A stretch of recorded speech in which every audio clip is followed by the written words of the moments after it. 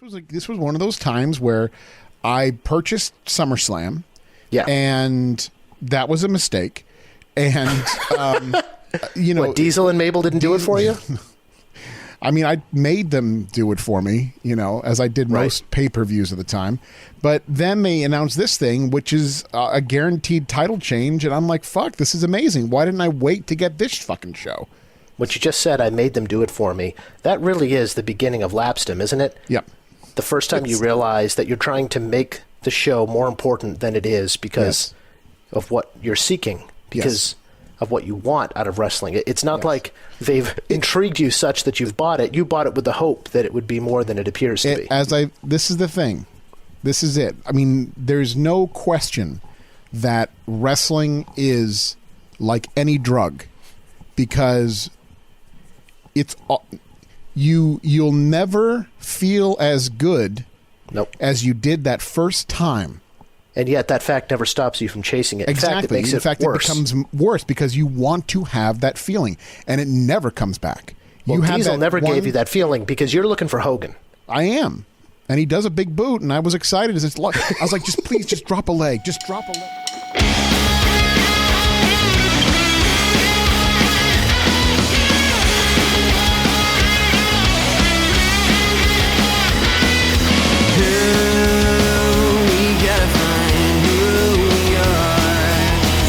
Hello and welcome to the Contrarians, where we're right and you're wrong. I'm Alex. I'm Julio, and thank you for listening. If you like what you hear, head over to Apple Podcasts to subscribe and leave us a 5-star review. Help promote the algorithm and spread the word. You can also find us on SoundCloud to subscribe and review. And don't forget to visit our main website, wearethecontrarians.com. Follow us on Twitter at Contrarian Prime, and to like us on Facebook, visit facebook.com/Contrarian Prime. And if you have the willpower to keep up with our pretentious ramblings, you can follow us individually at Contrarian Alex for myself and at Ovnio for Julio. That's OVNIO. Now, time for the podcast.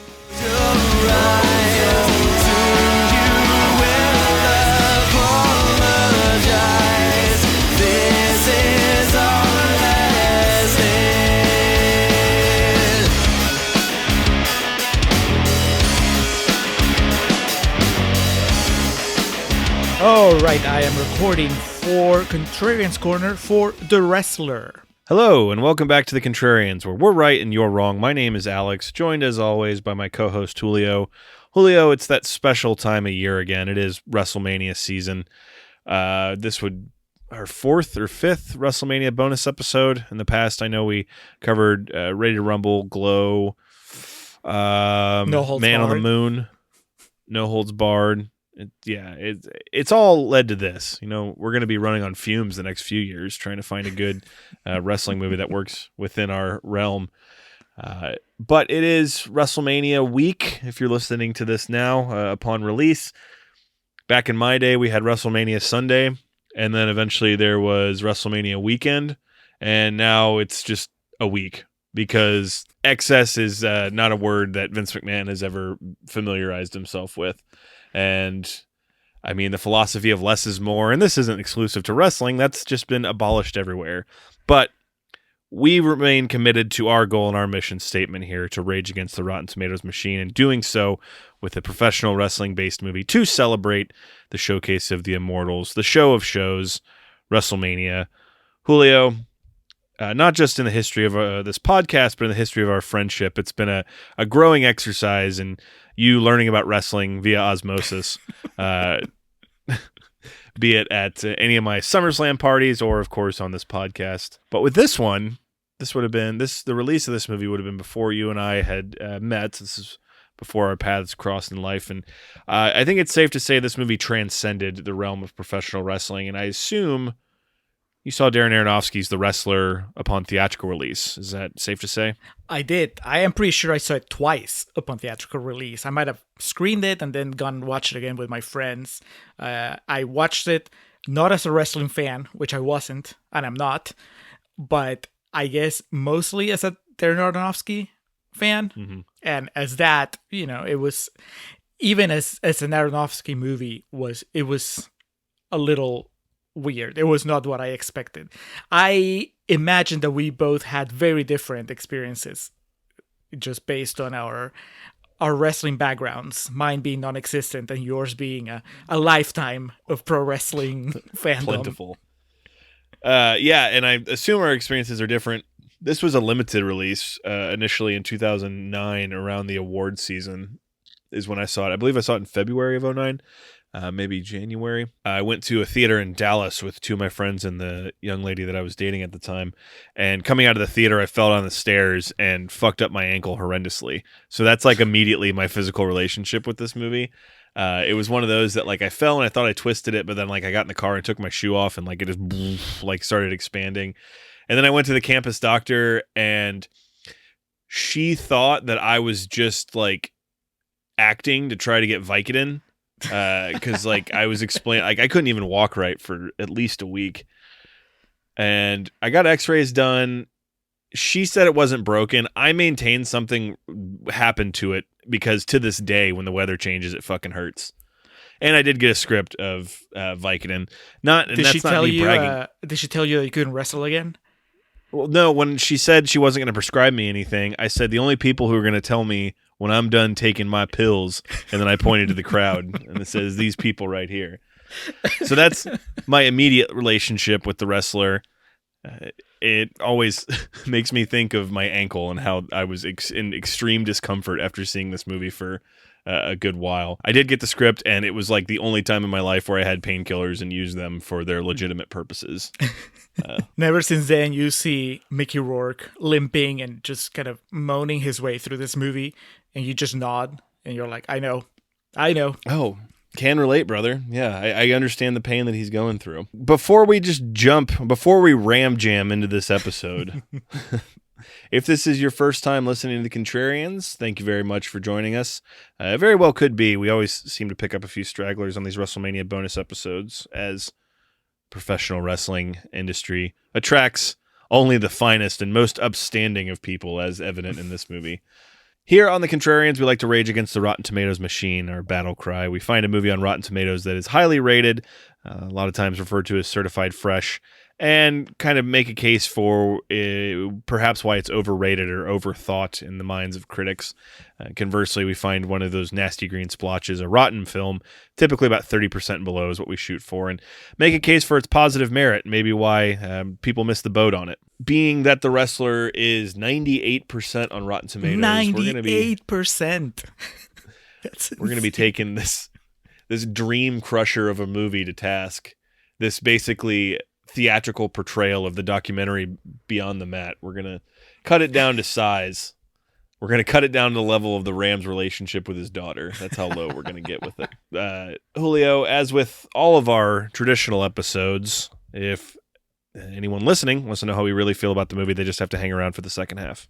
Yes, that's correct. In Real Talk, that's where we tell you how we really feel. And new listeners, I'm speaking to you directly right now. Those of you who come from the world of wrestling, stick around for Real Talk, because Contrarians Corner might turn you off if you don't quite understand our gimmick. Because, you know, the thing with the past WrestleMania episodes we've done is that they were rotten movies for the most part. Mm-hmm. So we were always talking positively about everything that was going on. And so even if in Real Talk we didn't like the movies, in Contrarians Corner it sounded like we were positive towards everything that wrestling represents. And now, because we're doing a very, very fresh movie, I don't know about you, Alex, but my strategy is it could come across as antagonistic towards wrestling fandom and pro wrestling in general. And I wouldn't want anybody to misinterpret that. You know, we're all doing this for fun. If you want to hear what I really feel and what Alex really feels about The Wrestler and everything related to it, stick around for Real Talk, where we will just stop pretending and just be real. You're going to stir him up like Tom Segura did recently. Get everyone pissed at you. I'm going to be like David Arquette, just getting everybody mad at me. The Ready to Rumble episode was within our first year, so listening to it was kind of painful. You know, people always talk about their early work, not really enjoying it. We were still talking like we think people on the radio talk. So like our inflections weren't really natural or authentic. And so the discussion, like there's some good discussion points and, you know, some naturally we're funny men. There's some funny content to it. And also when we get going about in the second half. You're just absolute detesting of Scott Conn in that movie, but yeah, we've come a long way, baby. We flow a lot better and sound a lot more natural now. But the reason I mentioned that is because in Contrarians Corner of Ready to Rumble, you praise the level of hijinks and comedy in the movie, and you say like you need the comedic relief, otherwise you're just stuck with the wrestler. I thought that was pretty perfect to segue into this. So yeah, if you're a first-time listener and curious about any of those, that's my disclaimer for Ready to Rumble. We were still kind of finding our footing with that one, but I stand by our Man on the Moon, and No Holds Barred was a fun one. That was our first remote recording, correct? Mm-hmm, that is correct. Marked and the Julio, beginning of this really weird pandemic era. Julio had a really hard time with that movie. I did. So hopefully this year's WrestleMania bonus will redeem it. So The Wrestler originally premiered in Venice on September 5th of 2008. Looks like it began its limited distribution in the United States on December 17th of 2008 and carried a lot of weight heading into the 2009 award season. Mickey Rourke, of course, nominated for Best Actor, and I believe Marissa Tomei received a nomination for Best Supporting Actress. An extremely modest budget of $6 million with a recorded box office return of around $45 million. Ooh. It's a movie that definitely with age has garnered more notoriety. Like I said, I had to drive like 30 minutes to find a theater that was showing it. And I lived in Dallas at the time, the DFW area. So if you're in a big metropolitan area like that and you have to drive 30 minutes to find some place showing it, it shows how limited of a release it is. That's why you moved to Austin. None of that shit here. Well, that's right. I could have just gone to the Draft House and seen it. My family, that's where they went to see it because I was like, you got to see this. So they went to the Ritz to watch it. Upon viewing for this recording, I have the Wrestler Blu-ray that was released in 2009 that I threw on. That movie company's going with Blu-ray as opposed to HD DVD. Mm-hmm. So like the copy on the back of it, you'll flip when you see it in Blu-ray. It was one of those, how when DVDs first started, it was crystal clear picture. So it still has all the, the hyperbole about how amazing Blu-ray is on the back. And it was in the early days where the cases were more heavy duty. Like immediately when I pulled it off the shelf and felt how heavy it is versus like a modern Blu-ray. Because, like the plastic's so much thinner now and everything. Again, there's so many of you listening that are just streaming people. And if it's your first time, that's a big part of my personality is I'm very dedicated to physical media. So there's some of you who have no idea what the fuck I'm talking about right now. But for, just posterity, I had to get that out there and explain that tickled me. Does it have is the cover the poster? Is it just Mickey Rourke jumping at you? Or is it the one where he's kind of like crawling from... The poster is the one where he's like selling on the ropes, like his head's down. Right. The Blu-ray cover art I have is him diving through the air with the Ram Jam. Just kind of the silhouette of him. You can't clearly make out his face. And the bonus features, there's a pretty awesome making of documentary on this, like that follows Aronofsky around, and a hilarious Wrestlers Roundtable where they have Roddy Piper and DDP, Greg Valentine, Brutus Beefcake, and someone else, fucking Lex Luger in there. You quickly come away with the knowledge, hey, these are real wrestlers, and that's where so much of the writing came from, where these guys just massive egos. Like Roddy Piper, God rest his soul, but he starts like his dissertation on the wrestler by saying, well, as a fellow actor, and I was just, I'm done. I said, I'm done, Piper. Go wrestle Goldust and we'll talk, but I'm not dealing with this shit. And then, of course, the music video for The Wrestler by Bruce Springsteen, which it's the boss. So there you go. No lap dance tutorial from Marissa Tomei. Oh, God, that would have been awesome. No, sadly. And there's no how to throw an arm drag by Mickey Rourke. Julio, is this streaming anywhere? It is a bunch of places, but then once again, I mentioned it in our Bachelorette episode. So if you're not a patron, you haven't listened to that yet. But I went back to Redbox once again. They got me with the promise of a cheaper price, right? It was $3.99 to rent everywhere else, but Redbox had it for $2.99, and then I went there, and it was of course $2.99 for standard definition, $3.99 for high definition, and I was like, you know what? I've seen this movie a couple times. It's late. I was halfway convinced that I was going to end up watching it on my laptop, like lying in bed. So I was like, I'm going to go with standard definition, save a buck. Instantly regretted it because I ended up watching it downstairs on the big TV, and I don't know. I mean, I guess I'm spoiled. Everything is HD now, so when something is SD on a big screen, it's noticeable. And so the entire time, the almost 2 hours of runtime, I'm like, man, this is fine, but it could look so much better. That's not a fault of the movie. That was poor judgment on my part. But other than that, it was good. You know, it definitely it's going to be a future purchase. Without getting too much into real talk, I feel like I need to own this movie. I don't know if I'll get like the edition with all the bells and whistles that you have, but I do definitely want to own it. Like have the disc and not be at the mercy of whatever the streaming services want to give me. So what we're learning, we wrestling fans are currently learning with the WWE Network transition to Peacock.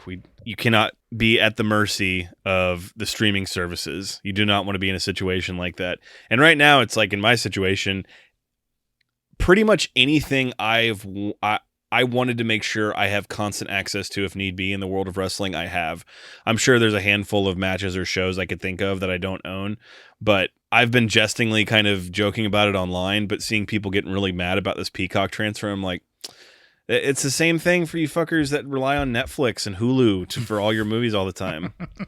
When the internet goes down, I'm still fine. When my data plan runs out for the month, I still have what I need.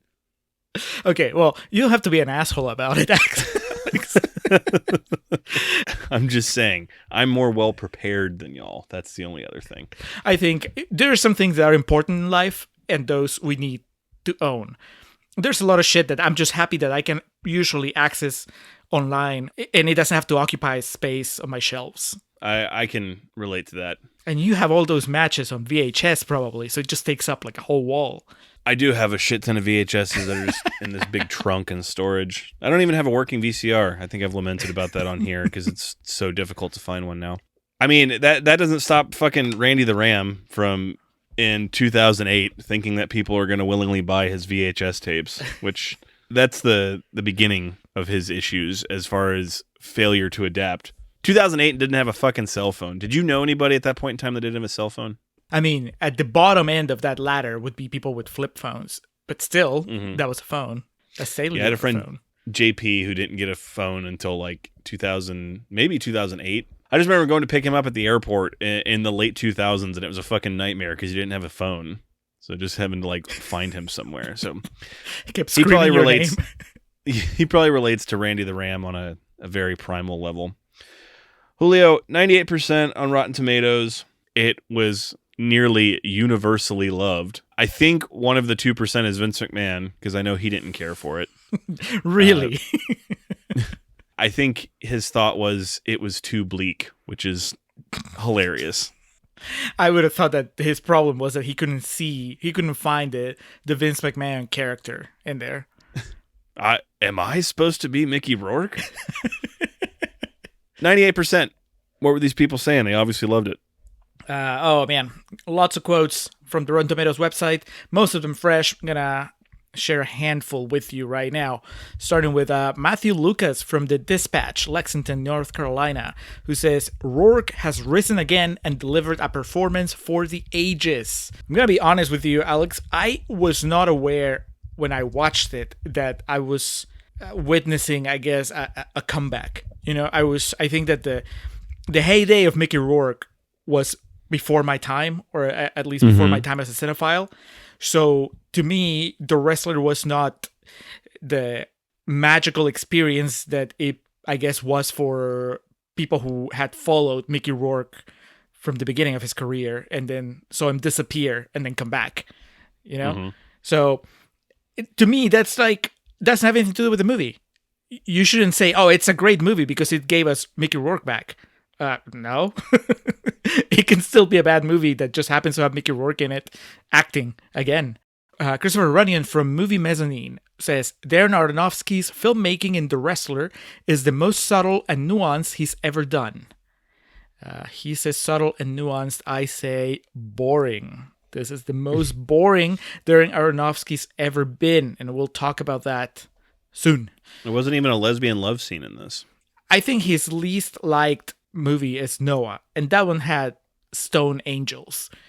There's nothing here in The Wrestler that matches that.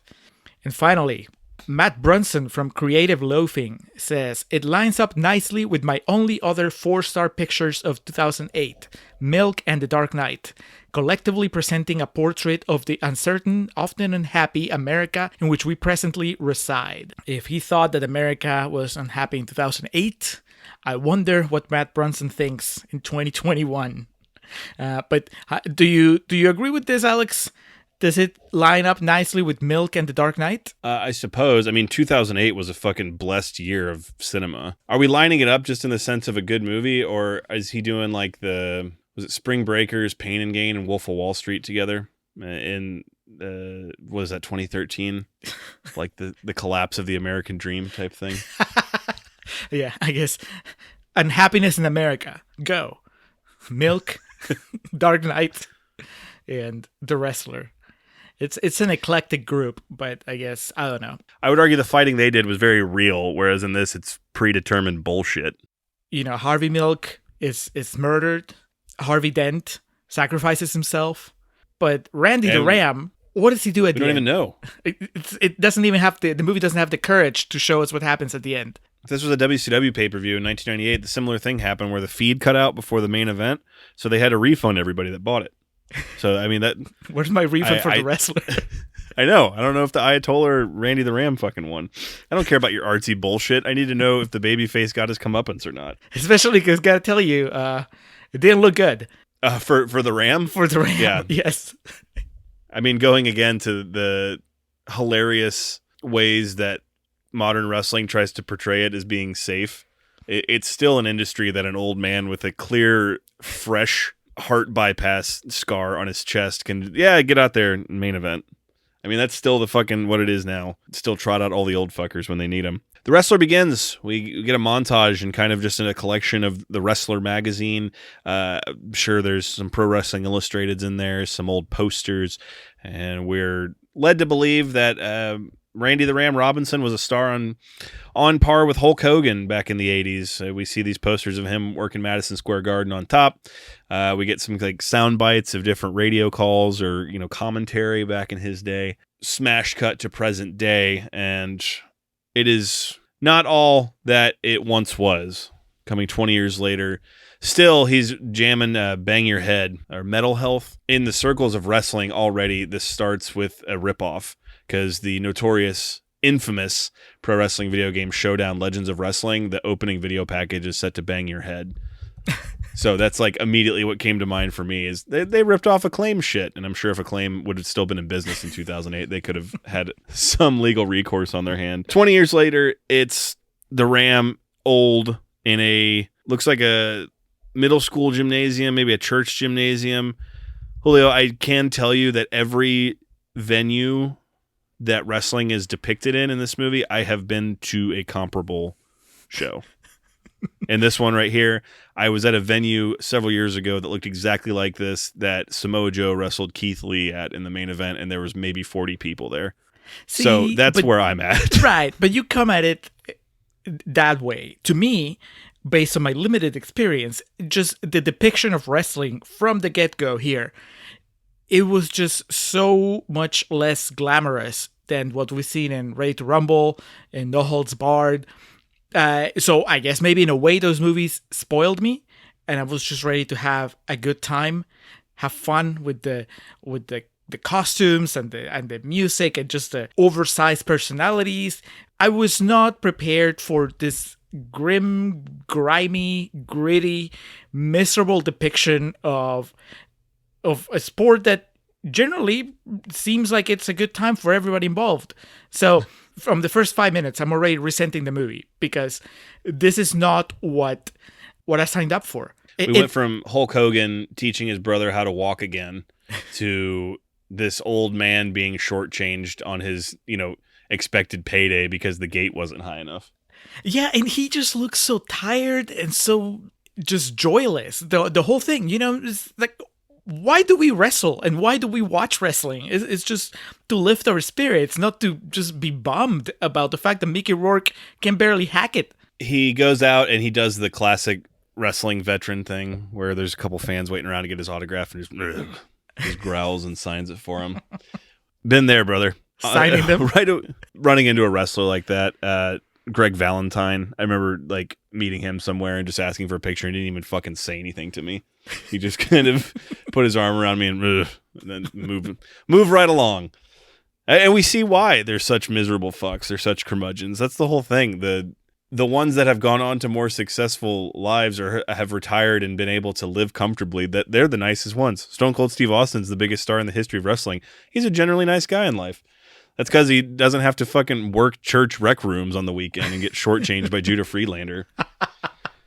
Well, but see, that's the thing. Like, I again, maybe I'm just a victim of the media and what's popular. But to me, when you tell me that I'm watching The Wrestler, what do I think of? Yeah, Stone Cold Steve Austin, The Rock, John Cena. You know, those guys that look like they have their shit together. And instead, you give me Mickey Rourke, who gets locked out of his house. It's not even a house, I guess. His unit, has to sleep in his car. Doesn't even have a place to take a shower. I don't know. It just looks weird. It was such a bummer, and of course, it made me think: why would you make this movie? And how is this movie good for business, as far as wrestling goes? Right? How is this movie going to get you excited to go see a wrestling match, or even more so excited to become a wrestler? I don't know. You know, the last couple episodes we've been joking about how the Nevada Tourism Board would be upset about the way that Vegas is depicted, you know, in Indecent Proposal and Showgirls. But this is like, wouldn't the Wrestling Federation be mad about the way that wrestling is portrayed in The Wrestler? I guess that's why Vince McMahon didn't like it. I believe that Vince doesn't know this is what happens when he kicks people to the curb. I believe that much of it. And he saw this and he's like, what the fuck is this talking about? It's like, I'm doing fine. Yeah, it definitely turns a mirror on the industry to varying degrees of acceptance from those within it, as we'll discuss in the second portion of the podcast. Aronofsky, subtlety is not his key. It's not his favorite play, as Mickey Rourke leaving this venue just blaring Don't Know What You Got Till It's Gone by Cinderella in his car. And as you mentioned, lives at a trailer home. Blink and you'll miss him. We have his landlord, Mark Margolis, who I can't remember his name on Breaking Bad, but he's the dude. That's right. Who's the... fuck, his name's on the tip of my tongue. Who is it that he helps kill? Who's the bad guy in the first few seasons? Gus Fring. Gus, that's his name. Yeah. Nowhere near the amount of action from Mr. Margolis in The Wrestler. He tells Randy just to kind of fuck off and pay him because he gets locked out. He got more to do in End of Days. He did. That he did. Randy, a complete egomaniac. His old van just lined with pictures and posters of himself. I read that the body used for him, like his 80s pictures and those magazine covers, was actually a professional wrestler by the name of Lex Luger, the Total Package, who really, from what Mickey looked like in the movie, you could definitely see him looking like that, 20 years prior. So I thought that was a nice touch. Do you think that guy goes and tells his friends, like, I'm the wrestler, that's my body? No, I don't. Lex is paralyzed now, and I'm pretty sure all he really tells people is how good God is and how blessed he is to have the life that he's had. But back in the day, he was a fucking Adonis. We find out that Randy has a shoot job, and Randy has a shoot name too, Robin Ramzinski, but he always corrects people to call him Randy the Ram. Now, Julio, I'm sure you know this because like Slash, there are some people that have had success in real walks of life that have a gimmick name. Wrestlers, a lot of the time, become so enveloped in that I'm sure it doesn't surprise you to hear they either insist on you calling them their gimmick name or they just won't answer to their shoot name. There's been a few wrestlers that I'm fans of and have seen enough times and like hung around enough that they've told me what they've introduced themselves to me under their real name and I can get away with calling them that. But for the majority of wrestlers, especially from the era that Randy came from. You're going to be calling them by their work name. So, as I'm sure you notice, he corrects everyone that calls him Robin. That's pretty crazy because you just drew a parallel between his character and Marissa Tomei's stripper.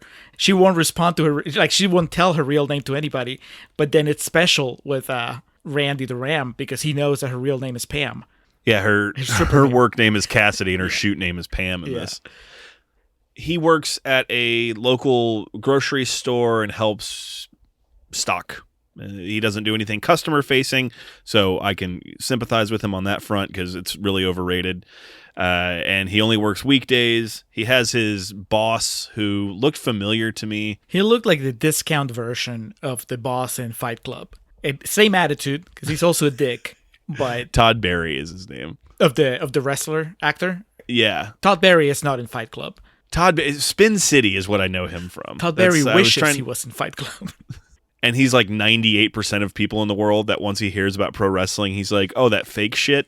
That's basically where he goes to immediately. And so he's constantly belittling Randy Robin for his chosen profession.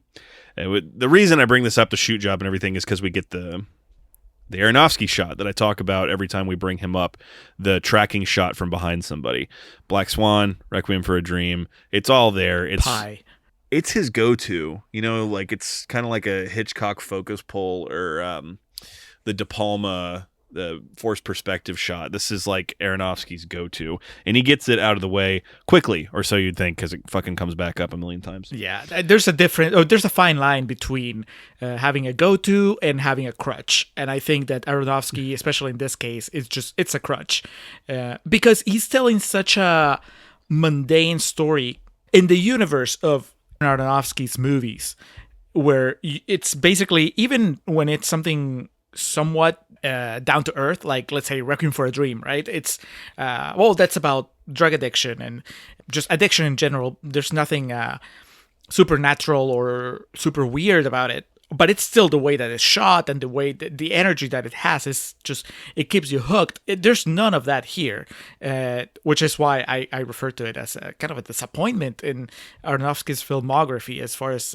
just how you experience it as a movie. It doesn't feel like a Darren Aronofsky movie. So of course, when he runs out of things to do, he just has to rely on his crutch, which is like the tracking shot. If nothing else, I think he needed to rely even more on his other crutches, right? The way that he edits things in his other movies and the soundtrack choices. I wish that he had worked even harder into giving us a typical Aronofsky movie.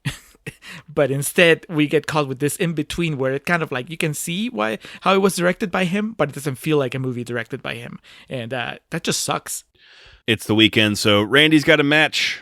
It's like a VFW all or something, which are really popular in the indie scene, specifically at that point in time, and still hold up to today.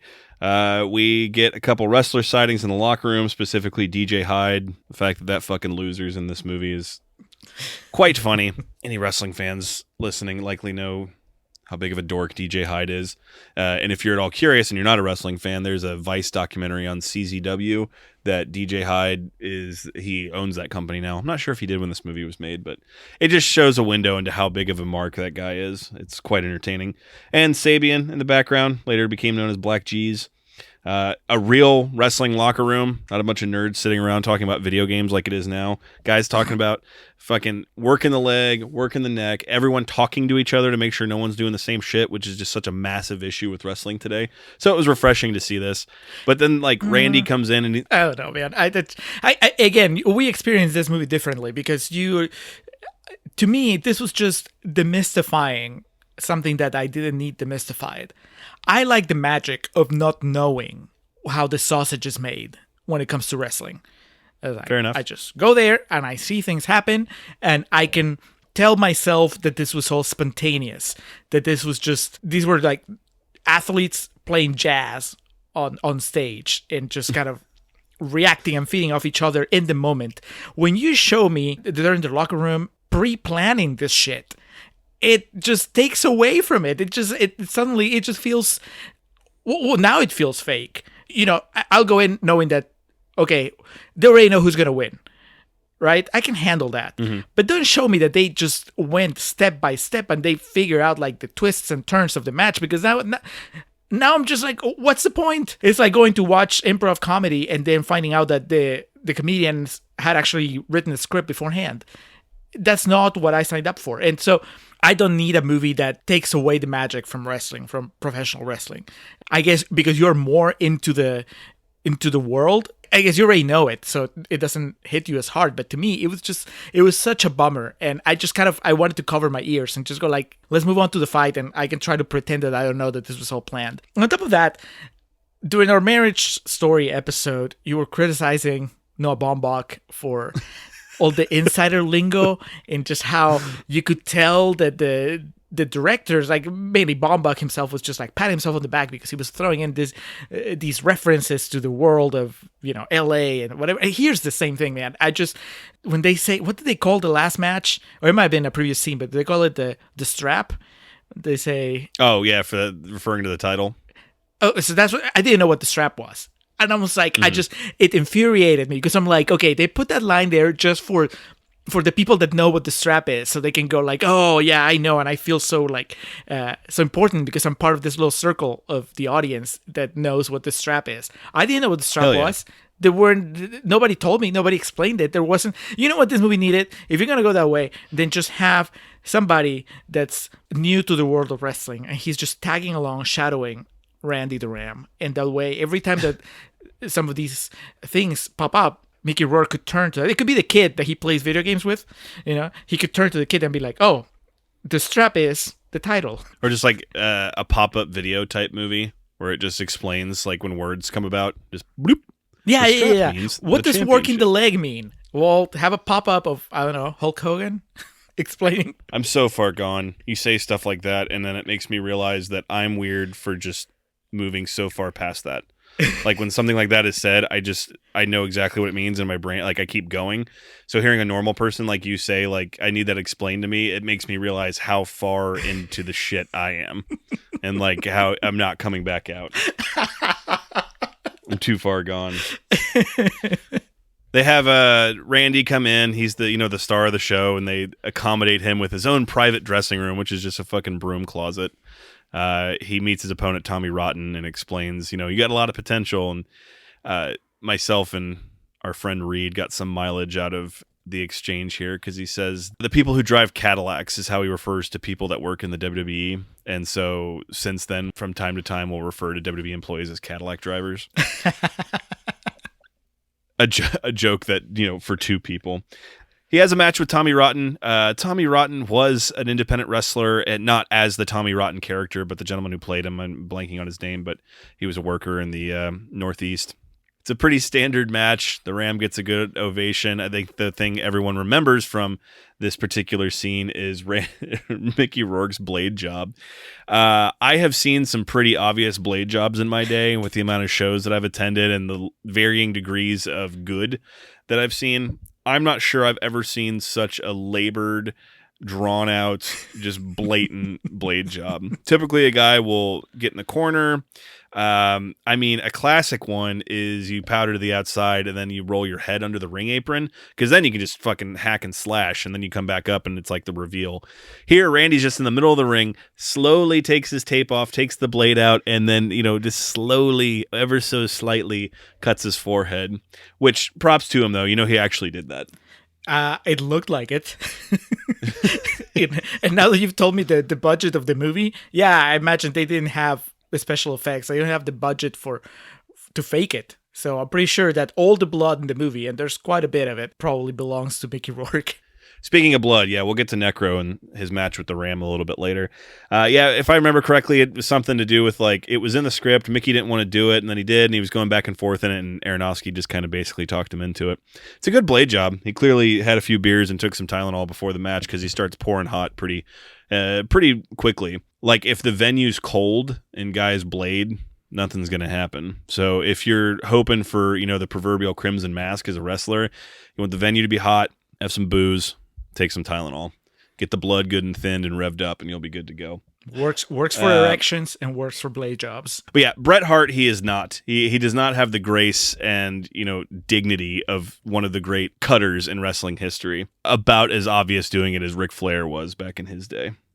But that's the thing. Is it supposed to be obvious? Because that's what I thought. I'm like, okay, I'll give the movie the benefit of the doubt. Maybe the whole point is that it's supposed to be obvious. But then nobody called him out on it. And so I'm like, okay, well, that sucks then. The original idea behind blading was to give the impression that it was a real fight because you're really pouring hot, real blood. And that's a common misconception with wrestling to the general public is, I heard this so many times growing up, and I still do, it's not blood capsules 99% of the time. Like Onita will use a blood capsule, but he's a special kind of dude. But yeah, it's taking a blade and running it. But the idea is to make it seem authentic and realistic and spontaneous. That's why... It's also not cyanide capsules. It's just heart attacks. No. Man, when I would be at shows and catch someone blading, I'd be such a fucking cunt about it. I'd be like, not too deep. I would say but that's what I mean. See, I thought that was the point of the movie. I thought that the point of the movie was that Aronofsky was shooting in a way that to show us that Randy the Ram is so over the hill that he can't even blade properly, and so somebody was going to call him out on it. Either a member of the audience or one of the other wrestlers, or maybe after the fight, somebody was going to be like, "Hey, man, you kind of fucked up there." But no, nothing. By the time it's over, everybody talks about it like it was a great match. There are varying styles of blading too, and he just went for the classic Shawn Michaels straight across. Some people have said, Tommy Dreamer said, poke and twist avoids scar tissue building up.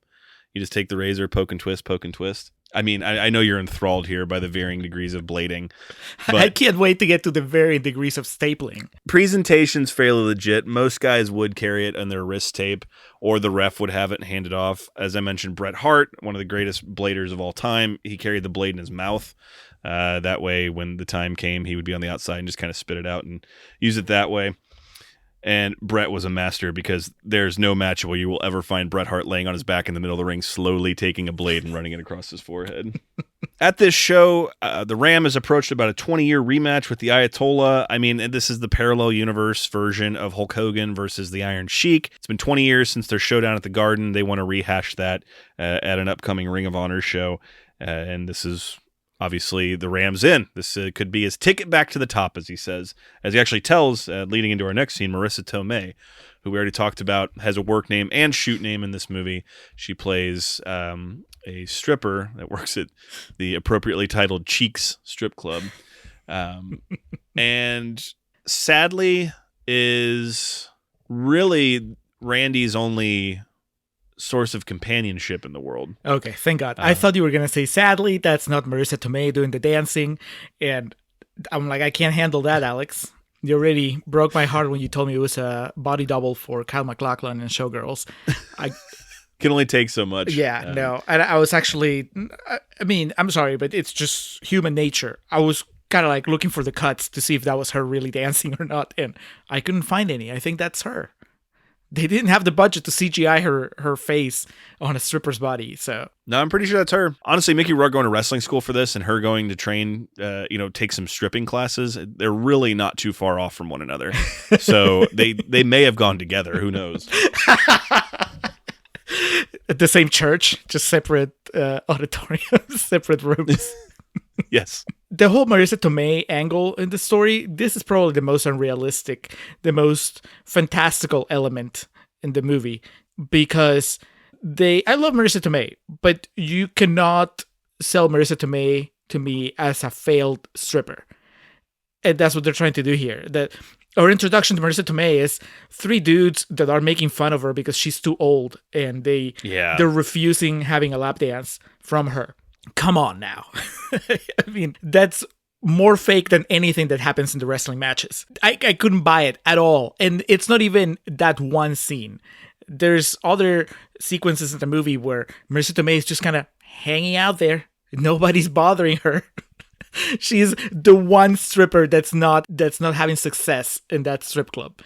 Never. Yeah, they try to present this like she's the puppy that never gets picked. And it's like, come the fuck on. Look at her. It's Aunt May. Come on. And Mickey Rourke has to like defend her honor. She's hot. Look at her. Yeah, I know. I'm looking at her right now. It's working out pretty well. But, typical wrestler fashion, even when they're together, he can't help but talk about himself in his matches. And he's just one shot away from getting the call from Vince. But yeah, this exists to establish that she's really the only source of companionship that he has, as I had said earlier. Speaking of companionship, though, the man has his gimmicks. As famously said, the boys need their candies. And the Ram stocks up at his gym. It looks like a fellow professional wrestler just is able to kind of give him just the whole pharmacy. And we see him actually shooting up with, I'm assuming those are roids, whatever it is, to keep him in physical shape. Famous story told by Scott Hall and Kevin Nash. They've both told a similar story. The details are a little bit different, but there's this wrestler named the Warlord in the 80s and 90s. And similar to this, a lot of the wrestlers would shoot themselves in the ass when they needed their juice. But a lot of times the boys helped each other out with it because they were so fucking big. They can't reach around that far. As the story goes, Warlord came up to Shawn Michaels with a loaded syringe and said, "I need you to shoot me." Shawn went to shoot him in it and couldn't get the plunger down. Like, he tried to push and it wouldn't go in. And then pulls it out and just stuff burbles out of the hole in the Warlord's ass. And then, according to legend, he turned to Warlord and he goes, "Brother, I think you're full." Well, that's more interesting than anything that happens in this movie. My only note is Mickey Rourke ass. Old Mickey Rourke ass. And he smacks it for us, too. Yes, he's being a bad boy. He needs all the fucking painkillers he can get because it's time to enter the Necro Butcher, which, well, I assume I've kind of already killed any potential question regarding this, but the gentleman he wrestles in the death match was a professional wrestler by the name of the Necro Butcher, who in 2009 would have been right towards the tail end of basically his big run. And for like a minute, man, the Necro Butcher was... Wrestling fans today do not know what it was like to have a Necro Butcher. That dude was fucking crazy, and in an environment of wrestling fans that all knew it was fake bullshit, you were still scared of the Necro Butcher.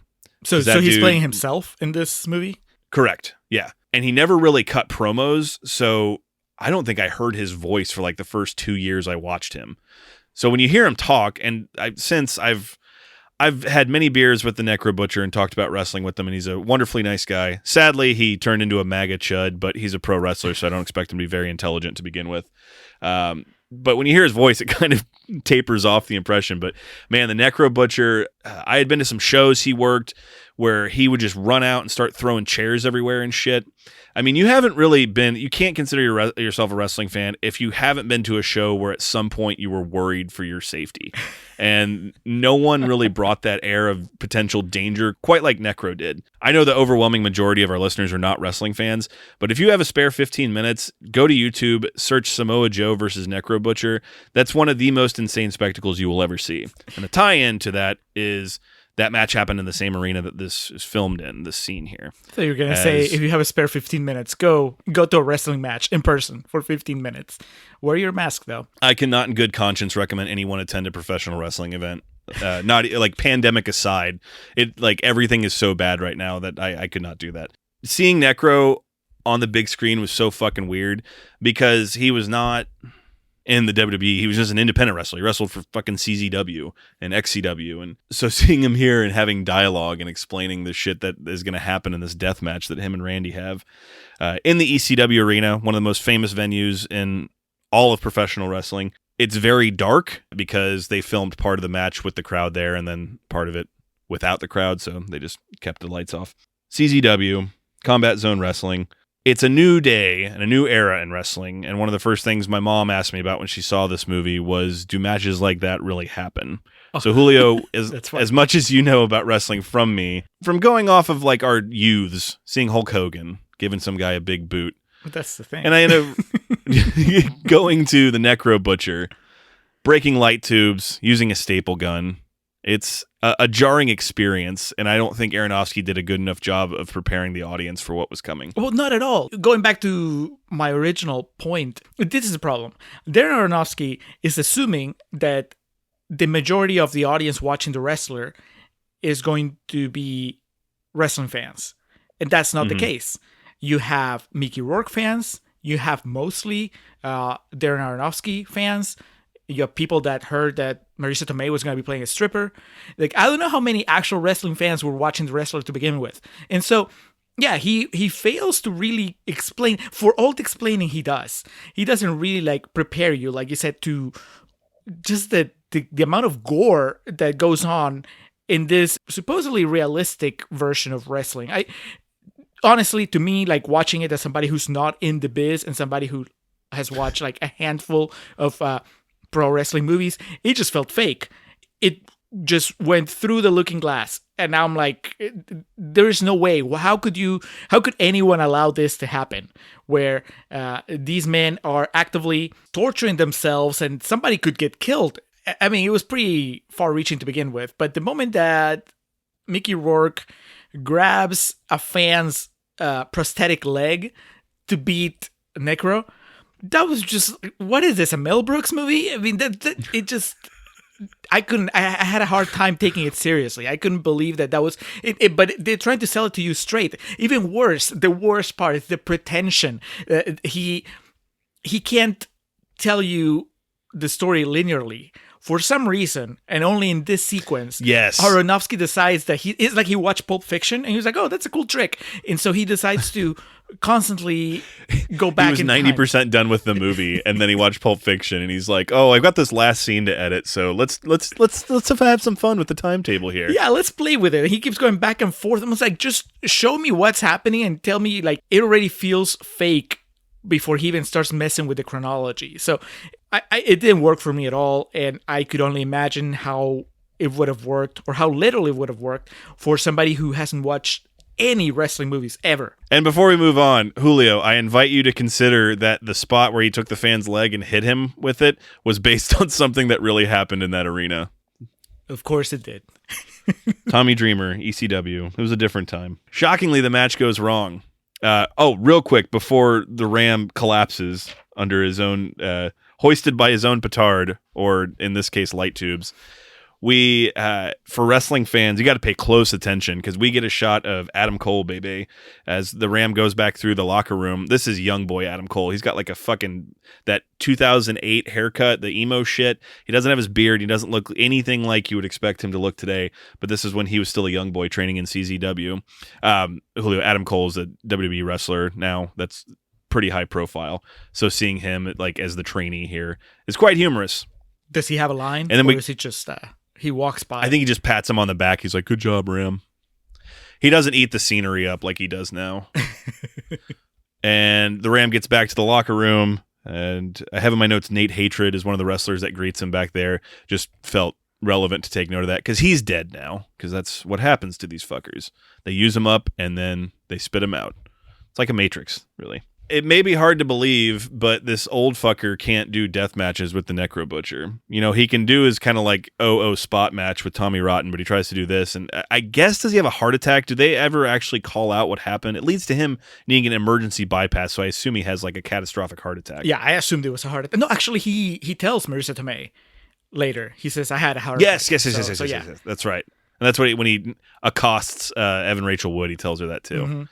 But he just collapses, and then he wakes up, and he's been given a bypass. He's got this big fucking scar on his chest. That's pretty crazy, right? That was my main thought. I was like, oh, they can do that without your consent? I mean, I guess they can. Now, I mean, my second thought was the big like, reveal was they were in Canada. Yeah. It's like, how is he going to pay for that? Thanks, Obama. Packs up and leaves. His gear's been cut up. I mean, that's, as a wrestler, you're only as good as your gear, and they had to cut it off of him, so now he's got to get new fucking gear, which in his case ain't cheap. It took me a while to figure out what he was staring at and why he was staring at for so long. And then eventually I pieced it together, because Aronofsky gave me plenty of time. It's like at least, I don't know, full minute and a half of Mickey Rourke rummaging through his bag and looking at these tights. And then, so it's not just that it was dirty with vomit and blood, it's that they cut it up. Yeah, they cut it off him when he got there. I don't know if it was meant to, but it very closely mirrors a very tragic story about Bret Hart when his brother passed away, being mailed his brother's perishables, and part of it was his ring gear that was cut off of him and was bloodied like that. Jesus. That could yeah, that could just be a total coincidence. It's like the thing where his daughter in the movie is named Stephanie. Vince McMahon's daughter's name is Stephanie. I don't know if there's any like validity to the if it's just a coincidence, but there's a couple things in the movie like that I took note of. This doctor, he felt like he's an okay actor, but he looked so out of place in this world that I instantly identified myself with him. He's all clean cut and looks like, you know, he probably leads a normal life once he leaves that room, and contrasted with Mickey Rourke and how he's just Rourke is I don't know, you know, I know about method acting and all that stuff, but it's like watching two completely different worlds side by side. You know, it's like, hey, can we hang out with the doctor a little longer, because this movie is just bringing me down too hard. Can we get some normalcy in here, please? Something to balance it out. They're like, nope, you get an old Nintendo game. Yes. And as he leaves the hospital, in a bit of straight from the shitty indie wrestler playbook, which I'm sure has happened on multiple occasions, the promoter leaves his pay with the basically where he gets discharged with a note that says something like, you're a beast or you're an animal, and then tells him like when the next booking is. Oh, that was his pay? See, I was giving them too much credit. I thought that was some extra money that everybody had collected for him. Oh, Julio, God bless your naivety. Like I said, the way people try to present the wrestling industry now as being, you know, better and they're taking care of each other, they'll still slit each other's throats for a payday. So he probably shorted him $5. But Randy gets out. He goes back, as you mentioned, he's convalescing and ends up kind of hanging out with one of the children in the trailer park. The real significance of this is that he still has a Nintendo and he's playing Ram Jam or Ram Fest or whatever the game was. It's basically a mod of the WrestleMania for the NES. Mm-hmm. So again, there's kind of Easter eggs thrown in here for wrestling fans, and that's one of them. I'm sure someone on set had a great time making a mod for this. But this, again, just shows how, you know, no cell phone, no internet, a refusal to adapt, because this kid's talking about Call of Duty and he has no idea what he's talking about. In today's society, you have to be willfully ignorant to not know what Call of Duty is. He goes to see Pam Cassidy, explains the situation. She is trying to be comforting, but at the same time, keeping him at arm's length because he's a customer. And basically just tells him, hey, you should see your daughter. Maybe she can help you and, you know, make some of this better. Enter the Jake the Snake portion of this film. Julio, have you ever heard of a documentary called Beyond the Mat? I mean, I've talked about it. You've told me about it, yeah. Yeah. So this entire like portion of the movie is basically a direct lift from Barry Blaustein's 1999 all-time great documentary Beyond the Mat, where Jake the Snake Roberts is a broken down piece of meat, much like the Ram, and tries to make amends with his daughter, and it goes just terribly. Even down to the thing of like his Jake the Snake's daughter it's never called out in this movie, but she's a lesbian also. So Contrarians Corner, real talk, whatever the case, that there's legitimacy to the fact that Darren Aronofsky probably got to this point in the script and was like, and then just copied off of Blaustein's homework. And it was like, so this will do the trick. Yeah, he knew the ending, and he had written all the way up to the heart attack. And he's like, fuck, that's only an hour of movie. I need a second act. So he goes and sees his daughter, Stephanie, played by Evan Rachel Wood, and it does not go well. She really wants nothing to do with him. I mean, he takes it okay. It's kind of like you're watching it, and you're like, well, what did you expect? You clearly weren't there for her at all, ever. Yeah, but it's also just so one note. Evan Rachel Wood is a great actress. I'm a big fan. And maybe that adds to my disappointment that you would get Evan Rachel Wood for a part and then just ask her to play angry daughter through her 3 or 4 scenes. She doesn't really get to leave that register for most of the movie. The problem is that when you first meet her, she's really mad at him and she cusses him out. And so then later in the movie, when she gets mad at him again, I was like, oh, well, I already saw that. I wish that the relationship had gone through more stages, right? Imagine that, you know, he meets her and yeah, she's mad at him. Yeah, they started like on the mountaintop. There was nowhere to go after where they started. Yeah, I mean, she can be mad at him, but she doesn't have to blow up at him, right? Maybe she just kind of ignores him and walks away. Or she talks to him, but you can tell that she doesn't trust him or whatever. And then she trusts him, and then he disappoints her again, and then she gets mad. Like, imagine how much more impact that scene would have had if we'd never seen her blow up, and then we see her blow up. But as it was like Evan Rachel Wood comes into the movie at 11 and stays at 11 the entire time. So by the time that her big scene, her big Oscar clip comes, I was already tuned out. Which is a shame because, like I said, I like her as an actress. Seeing that it's not going to go too well with his daughter, he just kind of goes back to all he knows, and that is pro wrestling, where he attends a Legends convention. Man, this shit is bleak. Now, while I personally have never attended something like this, I know those things happen all the time in different parts of the country, where it's like 5 tables. And I would say the ones I have been to, like Legends conventions and shit, have a bit more glamour to them. I've been to they sell like DVDs, WrestleMania, not VHS tapes. They sell DVDs. People are still coherent. They're not asleep at their tables. The ones I've been to in Dallas or New Orleans, Orlando, it's a bit more uplifting than this is. But like I said, there's still shit like this, and you see wrestlers like this all about. And of course, the promoter of it is scummy Judah Friedlander, a legitimate wrestling fan, so not surprising that he shows up here. Does the part to look really scummy and like a wrestling promoter, so props to him for that. Okay, so you haven't been to a convention that's exactly like this, but you've been to conventions where you've like bought somebody's VHS tapes, or you've like gotten a picture taken with some of these guys. Oh yeah.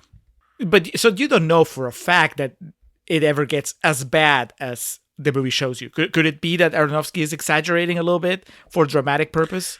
Yeah, when I say that these happen, I mean in the sense of the scale. There's definitely conventions like this, quote unquote, that have just like 5 people there.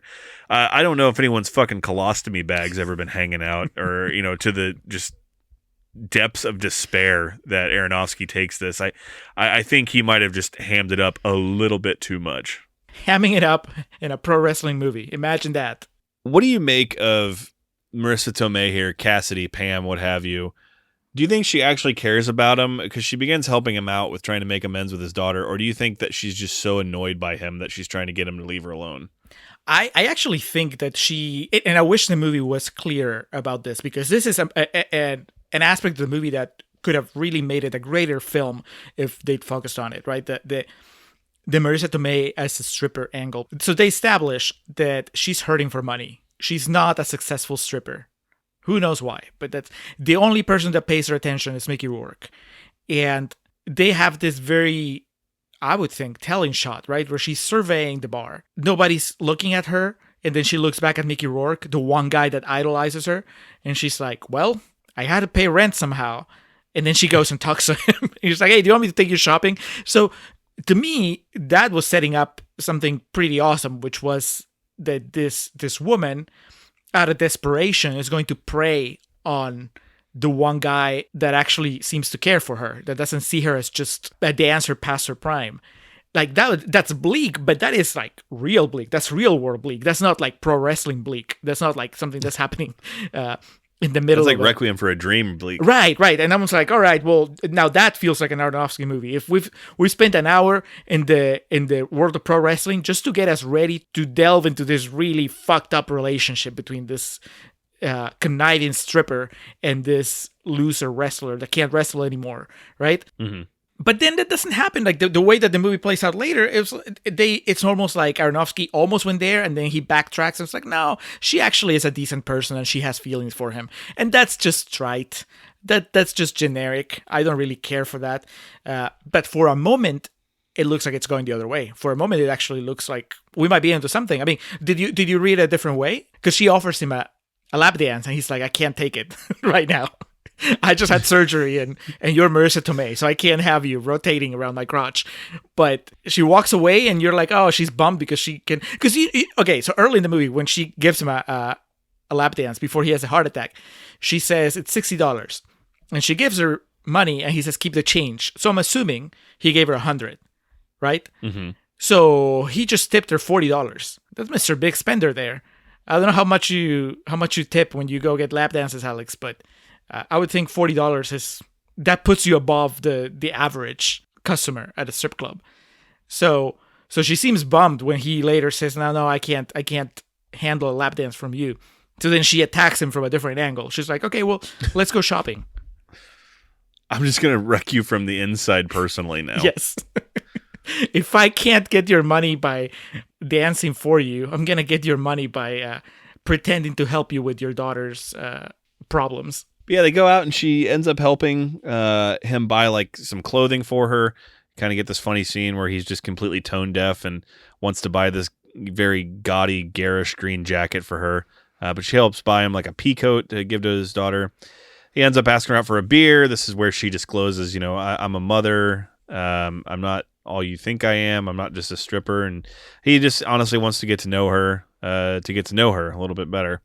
So they go out for a beer and they dance to Round and Round. Is that Rat that sings that song? Mm-hmm. I mean, this movie is just loaded with 80s bangers. It's so weird because it's just poorly timed dialogue because they're talking about the song and how awesome it is. And then Mickey Rourke says, yeah, Guns N' Roses was great.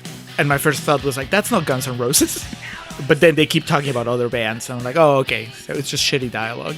And then that Cobain pussy had to come and ruin it all.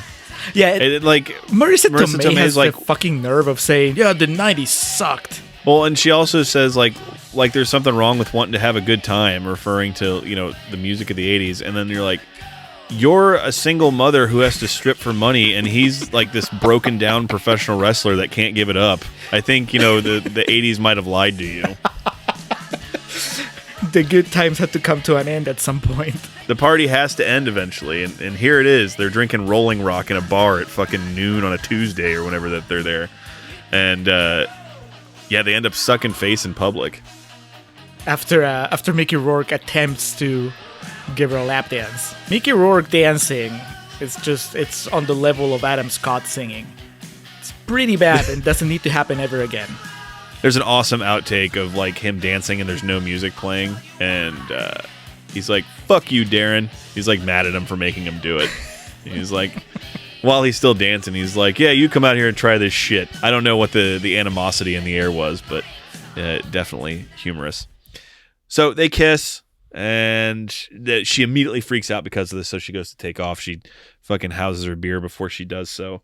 It's damaged their relationship, but I think that she realizes it and he doesn't. I think he leaves this with kind of like hope and thinking that this is going to lead to something. This is probably the most realistic moment in the movie, the whole this little subplot, because yeah, you're right. Next time they see each other, she's acting weird and he's trying to hold her hand. It's like, oh yeah, yes. that's just, I've seen those guys, I've seen those girls, I've been those guys. Yeah. Yes.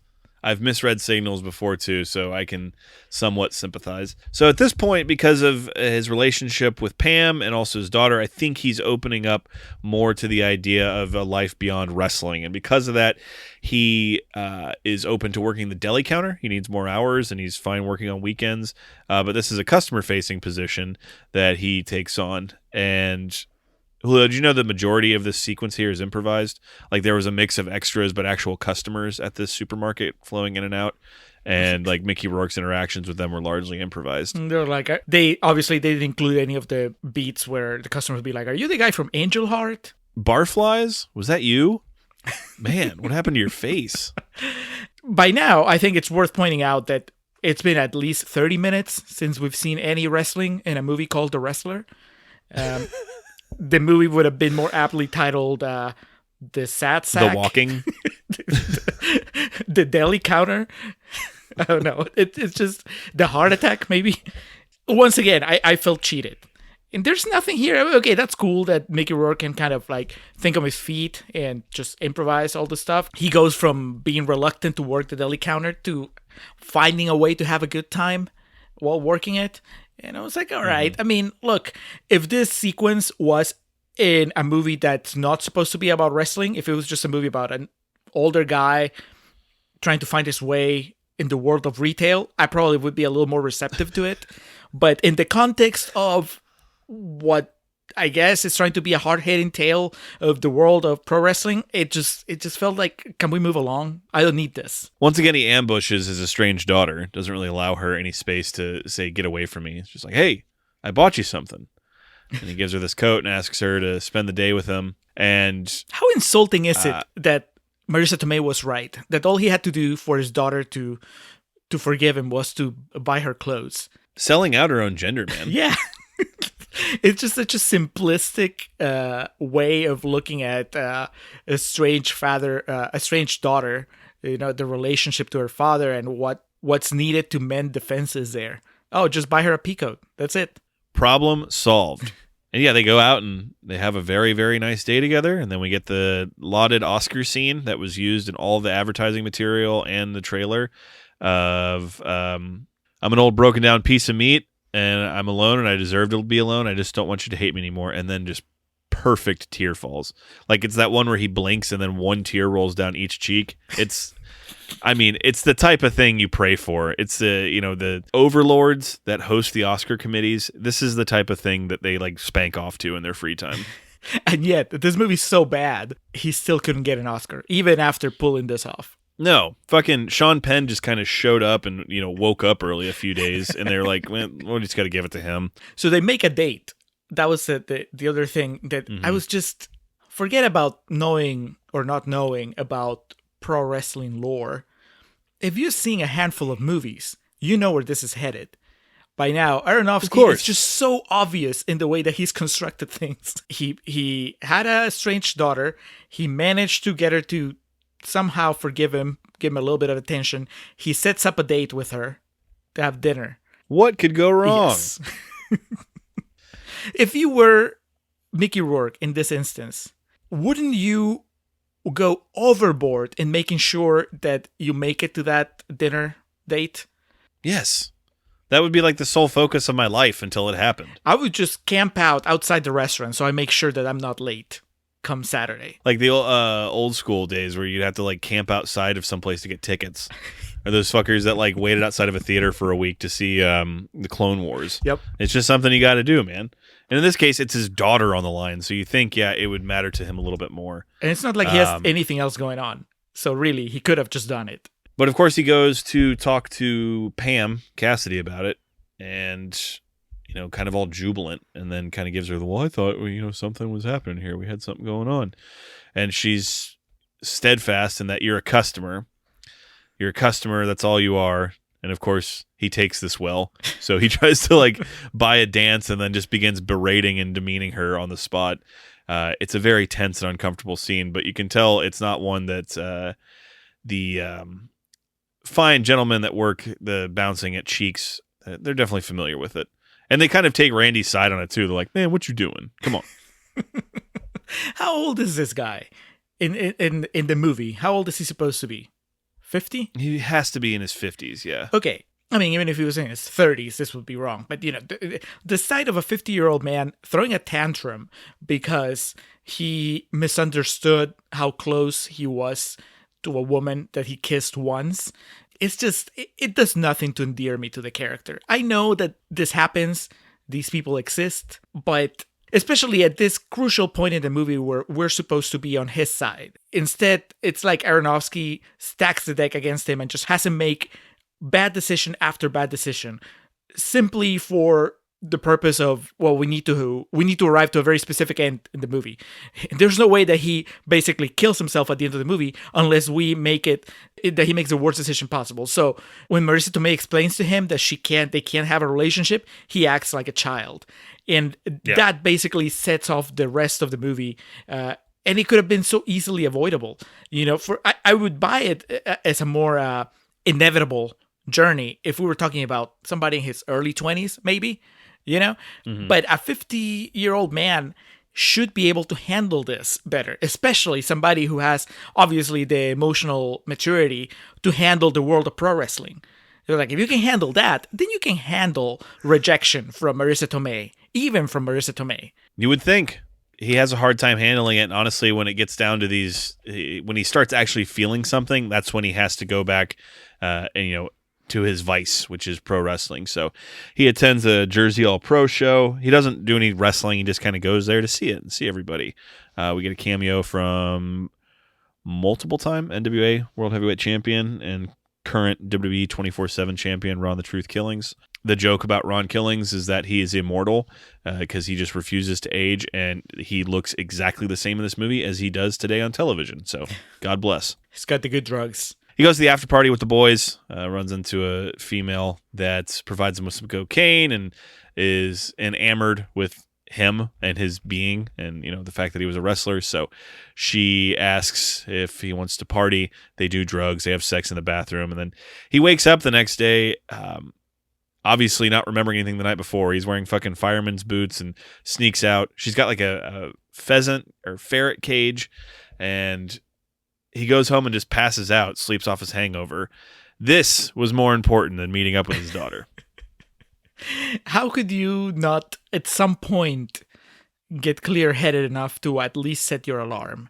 It's not that he hooked up with this woman at his place, and then she left and he fell asleep. No, he had to go home. On the way home, he would have, just thought about it and be like, okay, what do I have in the agenda for the weekend? Oh, that's right, I'm having dinner with my daughter. All right, well, better. What's coming up? Yeah. Before I just pass out in my filthy bed, what do I have coming up? So, yeah, again, it's just the movie forcing its protagonist to be extremely dumb so that bad things continue to happen. And bad things do happen. He goes and I don't even know if he tries to tell her what happened, but he goes to see Stephanie and she just says, "Fuck you. I don't want anything to do with you." What does she say? There's no fixing this. It's broken. You're a fuck up. I don't hate you. I just don't want anything to do with you anymore. This Evan Rachel Wood's Oscar clip. Oh, easily. So she lives with somebody who might be her girlfriend. Mickey Rourke, the first time that he goes to visit her, I guess, he instantly assumes that she is a lesbian because a woman opened the door, right? And then he tells as much. He says that to Marissa Tomei. And then when he walks in, now, he walks into the house and I guess girlfriend, they're talking like they're in a relationship. Either that or they're really close friends. But it seemed like it confirmed his first impression that this was his daughter's girlfriend. And it just felt weird, not knowing that this was inspired, I guess, by somebody in real life. To me, it just felt like this really weird detail to throw in the story without exploring it at all. The fact that he has a gay daughter never really makes a difference in how this part of the story plays out, right? If you remove that element and Evan Rachel Wood was straight or her sexuality just wasn't discussed at all in the movie, it's still the same because her sexuality has no bearing on what happens. It's not that, he was doing so well until he said something insensitive toward the gay community. Or he was doing so well until he realized that he just didn't like the fact that she was gay. Or the other way around. He was doing really badly, but the way that he wins her heart is by being kind and open-minded to her girlfriend. I don't know. It's just so weird that you would bring up that angle and then not do anything with it. Unless, of course, it's just to make a cheap reference to a real-life scenario, which I guess is what happens. Yeah, basically, like I said, it's just either an homage or a direct ripoff of Beyond the Mat, depending on your prerogative or where you stand on the matter. Frustrations are just overwhelming Randy at this point, as it leads to we had the fun deli counter scene earlier, and now we have the bad deli counter scene now, where every customer is just being the absolute worst. He can't take it anymore. And then the thing that sets him off and puts him over the edge is that someone recognizes him. You would think the type of thing he lives for, with how narcissistic and just egomaniacal he is, when someone finally recognizes him, it's just too much and it pushes him over the edge. Because I think this is where he realizes that he's a fucking failure and never really amounted to much. How do you compare the punch that he throws here to the meat slicer? How does it compare to Adam Driver's punch in Marriage Story when he punches the wall? Randy commits to it here. In Marriage Story, Charlie just kind of runs and throws this just shit standing hammer fist. No one told him how to ever throw a punch. Randy here, is clearly a guy. He's been in some scuffles in his day, both in and out of the ring. So for better or for worse, and in this case definitely the worst, because he puts his hand in a fucking deli slicer, he revved back and threw all he had into it. And then we get the almost like Friday the 13th-esque blood splatter shot. Aronofsky, I guess all he ever really wanted to do was make a horror movie, because you see that bleed through in all of his other projects. And here he's like, hell yeah, we get to do a splatter. It's a big sequence, which unfortunately diminishes the power of when Marissa Tomei quits her job later on. I was like, you can't have one or the other. You can't have two people making a scene and quitting in the same movie. Jerry Maguire only Yes. does it once. When he quits, he gets mad and he corrects, like on the way out, he laughs to himself, Randy, because he called him Robin. And when she quits, she laughs to herself and says Pam, because that's her real name. It's the storytelling, Aronofsky just writing the script with one hand on this pen and the other hand under the desk. He was so full of what he was doing here. You want some fucking cheese, lady? But when no one else will have you in life, when you're at your absolute worst and you have nowhere else to turn, you always have professional wrestling. They will take in and use anybody that they can. And that's what they do with Randy. It's time for the 20th year anniversary, the rematch between the Ayatollah and Randy the Ram Robinson. Is it believable that he'll be able to, because he canceled on them, and then suddenly last minute, he is like, oh, just kidding, I can do it. We're already running long on this, but I could go another 2 hours explaining all the times wrestlers pulled out, came back, and it's an industry where that is, especially from the generation that Randy would have came from, that is definitely the norm. I think Hulk Hogan, on more than one occasion, said, well, I'm not going out there, dude. And then they would have to change something for him. And, okay, well, I'll go out there now. It's held at a Ring of Honor show. Did they say this was New York? It looked kind of like the Manhattan Center, but I don't know where it was, if they announced where the actual venue was. Get a quick cameo from probably at that when the time the movie was made, him or Necro would have been the biggest names wrestling-wise in the movie, and that's Nigel McGuinness, currently a WWE commentator, who was kind of on the downside of his career at that point, but just an amazing, fantastic professional wrestler from the early to mid-2000s, who is sadly a victim of the industry too, a sad cautionary tale. Don't fall on your head a lot, and it's bad for you. He's still, like I said, he has a job with the WWE, so it's good, but seeing him here when he was really big and filled out, it made me sad and had me waxing poetic for the days of yore, from one of my favorite time periods in wrestling. But he's just kind of there, and I think it was just, again, Aronofsky had these guys at his disposal, and with the exception of Necro, I think all of these he just wanted to sprinkle in as Easter eggs for people like me to talk about on a podcast fucking 13, 14 years later. But they have the match.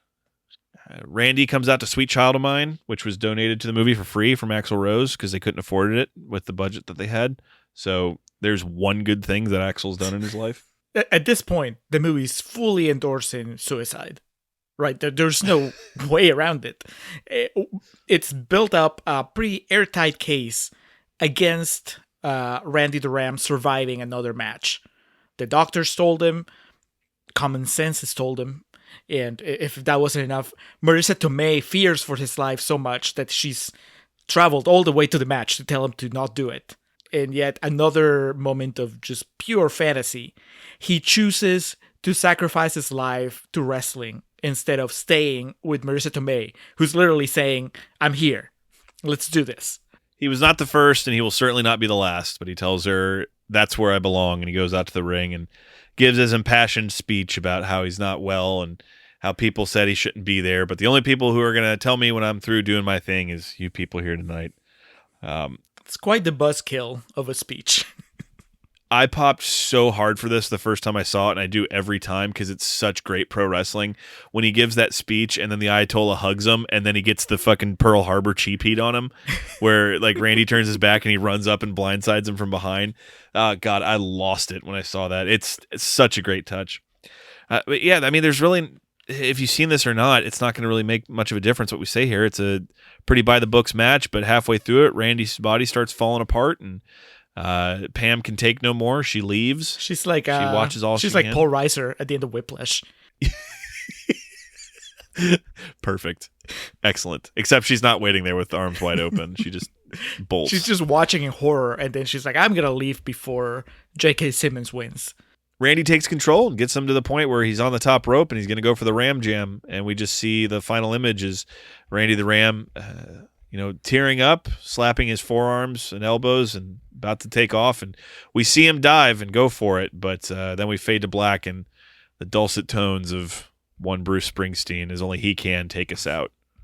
But this is all bullshit. I mean, this would never happen, right? Because one, they would have run like a medical check on him before the fight just to make sure that he's fit and ready to go. Second, the moment that he starts just having trouble, they would have stopped the fight because obviously one of the fighters is having health issues. And third, Julio, so young, so naive to the industry. And third, the guy that's with him, even if nobody stops the fight, the guy that he's fighting, the Ayatollah, who's there up close and personal, can see that his opponent is having a heart attack. He, if nothing else, he would have just said, nope, I'm out. Don't do it, Randy. I love when he's like, he figures it out. He's like, all right, I'll take it from here. And then Randy just won't stop working. Tale as old as time in that industry. Bruce Springsteen asks us, have we ever seen a one-trick pony in a field so happy and free? And I'm sitting there to wonder, how many more lives is this industry going to claim? The crowd pleaser from Darren Aronofsky, the wrestler. For your consideration. I think that's what happened. Yeah, just people thought there's no way that is based in any semblance of reality. He's like, wow, he told this crazy off-the-wall story about professional wrestling that most certainly can't be in any way true. Brilliant! He smeared the world of pro wrestling with these lies. It's a hatchet job. It's an assassination piece on the world of wrestling. An attempt to turn wrestling fans away from the sport they love. And that, much like Randy and his inability to move on, the fans will never be able to either. It's the business is a fucking disease, and this movie highlights that brilliantly. And I think that's as good a note as any to move along to Real Talk. A very somber note. 46. What would you like? Can I have a half a pound of pesto pasta salad? Okay, come on. Half a pound of pesto pasta on the button. Can I get you anything else? No, that's it. You have a lovely day, darling. Thanks. You too. 47. Let me get an 8-piece chicken. What kind of chicken you want? I want an 8 pieces, 2 breasts. I need 2 big breasts. 2 big breasts coming up. That's what I want, 2 big breasts. Big breasts and something with a brain. And 2 wings? Yeah, stay away from them thighs. A lot of chicken flying out the door. There you go, honey. Have a good day. Have a good day. Who's next? Me. What you having? Good looking? Half pound of egg salad. Half a pound of egg salad coming up. Here we go. Fresh? Fresh? Yeah. Fresh as monkey's breath, brother. Oh, yeah. This is the good stuff. Coming up. Down and out. Come on. It's the 4th quarter. Come on, come on, come on. There's 12 seconds left. Go. Down and out. Here. Both hands. Hey, touchdown! God damn, how about them Cowboys? What you having, spring chicken? Hi. All right, I am recording for Real Talk, but before we go into Real Talk, it's time for PP, our patron pitch. This is where we tell our listeners, if they're not patrons, we tell them about the cool things going on our Patreon. If they're patrons, we let you patrons know what to expect on our Patreon. Win-win for everybody involved. We have 2 new patrons, Brad from the Cinema Guys and Josh Ragland, which I know is a fellow listener of other podcasts. So welcome, guys. Hope you enjoyed the extra content. Alex, what are we going to be talking about on Contrarians After Hours, our very special exclusive segment for patrons? I watched a couple of horror movies this week that I'm going to be discussing. One called Antrim and one called Be My Cat, a film for Anne. Both fascinating movies for different reasons. Antrim's going to be kind of hard to discuss because it's a movie that you definitely need to go into Baccarat blind, as we now say. Keeping up pretty well of getting a movie in each day. So those are 2 from this week that stuck out. So we will be discussing those on my end. How about yourself? Well, this time around, I'm going to be talking about The Vast of Night, which is a sci-fi movie on Amazon Prime, which I finally got around to watching it. It had some buzz from 2020, and I'm still trying to get through big 2020 releases. And then, like I told you, I think last week when I watched it, You Cannot Kill David Arquette is streaming for free on Hulu. And Nice. Don't worry, I'm not going to spoil it for you, but I want to kind of just talk about it a little bit and prep you for it, because I'm assuming you're going to watch it, and then we'll discuss it at length. But I kind of want to talk about it a little bit anyway. So that'll be on Contrarians After Hours. Additionally, of course, if you're a patron, you'll get access to all the stuff that we cut out from the main episode. Usually when we run long, like we're running long on this wrestler episode, a lot of cool stuff ends up on the cutting room floor. And that cutting room floor then gets transferred to our Patreon channel. And then later this month, we'll also have our exclusive bonus Patreon episode, courtesy of patron Jamie Russell, who demanded we do The King of Comedy. Blind spot for Alex, and a rewatch for me. I haven't seen The King of Comedy in at least 2 decades, probably longer. So really looking forward to that. Check out patreon.com/Contrarian Prime. That's where you can take a look at our tiers, see how much you would like to contribute to the Contrarian's dream, and see which benefits work for you best. Yes, our 4 tiers, $1, $3, $5, and $10 for the price of, I paid like fucking $3 for a large Dr. Pepper today. So for that amount, you can just get unforetold riches on the Contrarians Patreon. You love what we do. We love that you love what we do. Let's continue to do it together.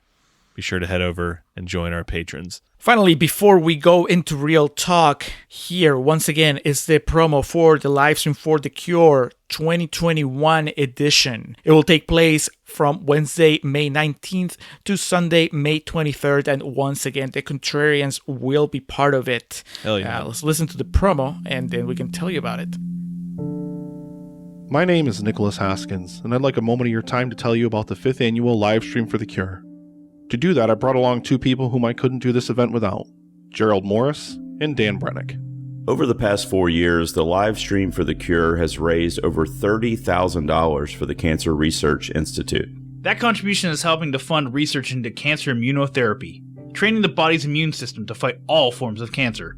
This year, we're aiming for our biggest goal yet as we try to raise $15,000 in 50 hours on the air. Tune in May 19th through the 23rd as we're joined live by podcasters and content creators from around the world.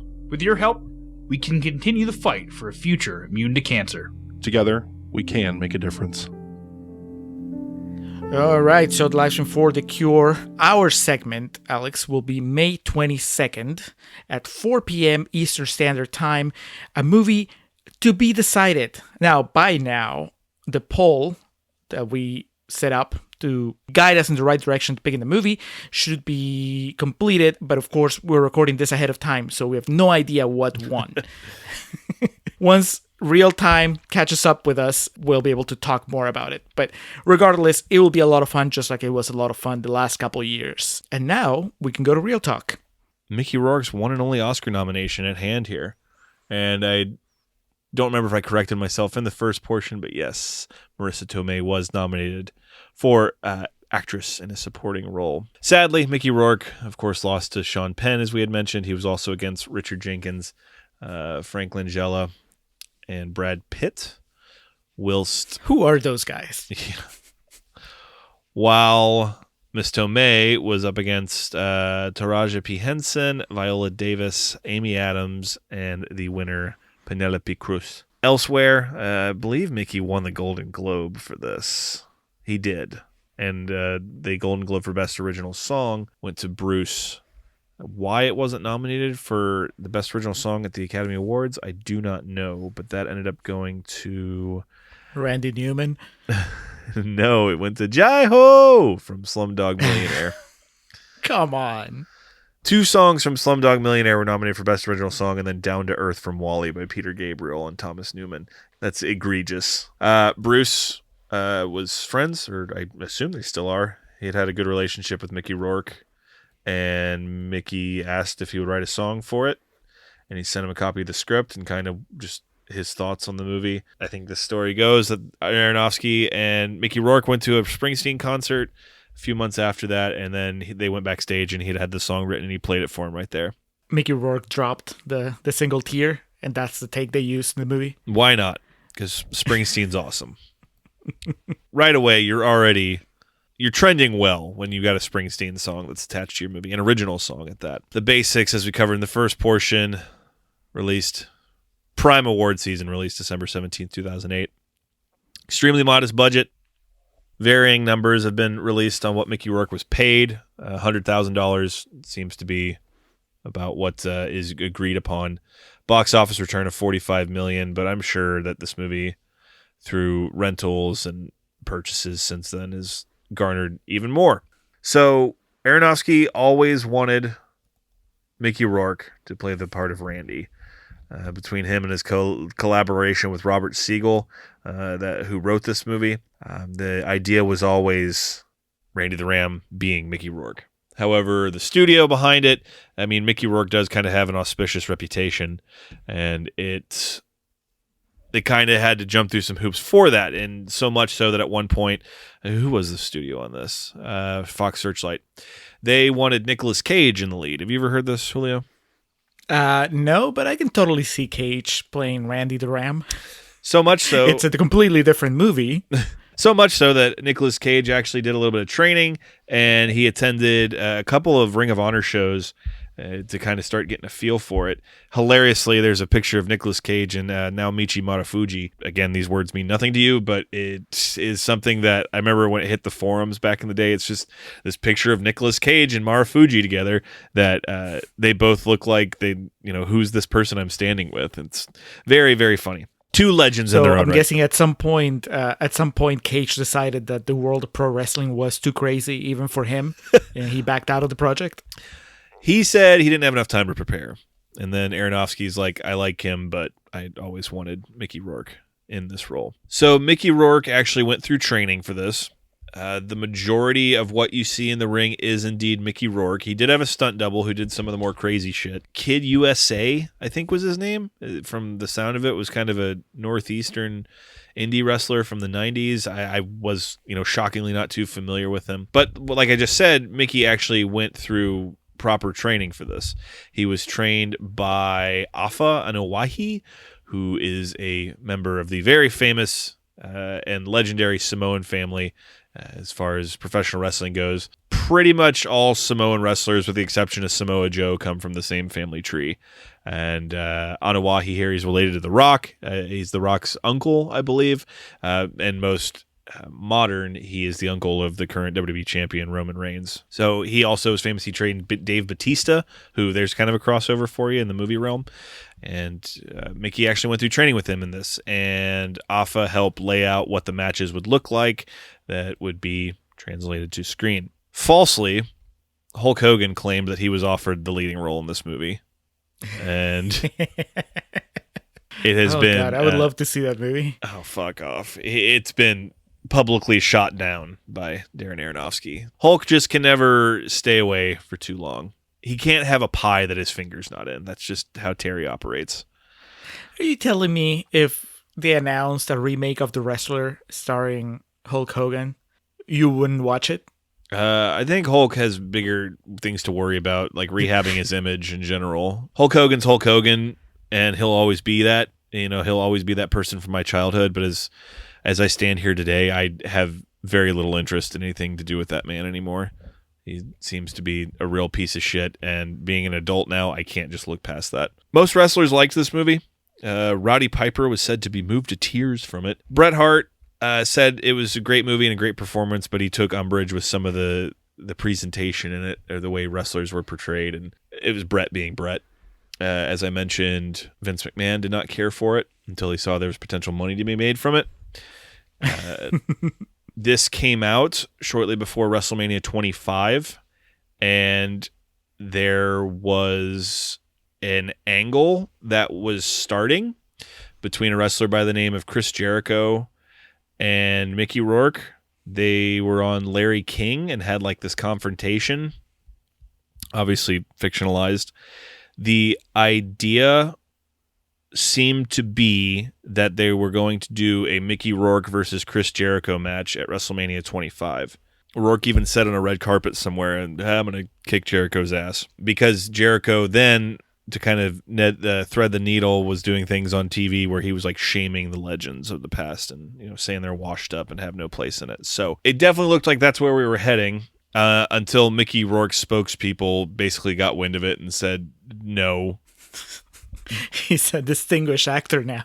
Well, yeah, I think the idea, again, this is all, I guess it's conjecture really, but this story is what I have pieced together with the information I've been given over the past decade. It came to a point where basically you do this, it's going to kill any chances you have of winning anything, and it's going to really just kind of cast a pall over this movie. And so he opted out of wrestling there. But he still... Do you want to be in Iron Man 2 or not? Well, we'll get to that. That's what he cashed in all the chips on, was Whiplash. He still appeared at WrestleMania. I was at this WrestleMania in Houston. And he still had this payoff angle with Jericho where he got in the ring and he like punched him. He sat front row, but it by that point had all spiraled so out of control with confusion about if they were working or shooting that Mickey Rourke showed up with Frank Shamrock in tow and then someone else. I can't remember who the third guy was, but basically Frank Shamrock, for those who don't know, is one of the most legendary MMA fighters of all time. And as history has gone on, it's come to light that Mickey went there not knowing if these guys were, like, if Chris Jericho was actually going to try to fight him. And so he brought, a couple, a hooker and a ringer along with him in case anything went wrong. He had backup there. Fortunately, all parties worked together, and Mickey threw this really shitty phantom punch and, walked out happy. The crowd liked it. I remember it was fun. It was what it was. Did you like it? Yeah. I kind of didn't like that he was there to begin with. I would have hated if he had the match with them because it would have just been so silly. It would have made the movie seem for naught. Mm-hmm. That said, hindsight, it would have been cool to see him come out in the Ram Jam trunks and, come out to Sweet Child of Mine or something. It's anything. It's WrestleMania. They'll always have celebrities there. And then it was a movie about wrestling. And it started gaining notoriety. It was huge at that moment. So, of course, they were going to find a way to be involved in it. It would be silly for me not to expect that to happen. Ring of Honor, the company highlighted at the end of the movie, they kind of lucked into a situation where the aforementioned Nigel McGuinness was their champion at the time, and Nigel needed some time off. By the time he had his last match, he was wrestling. It was either 2 torn biceps or 2 torn rotator cuffs that he had, and he was still working. And a wrestler by the name of Jerry Lynn, who was a very established veteran at that point in time and just coincidentally happened to look a lot like Mickey Rourke in The Wrestler.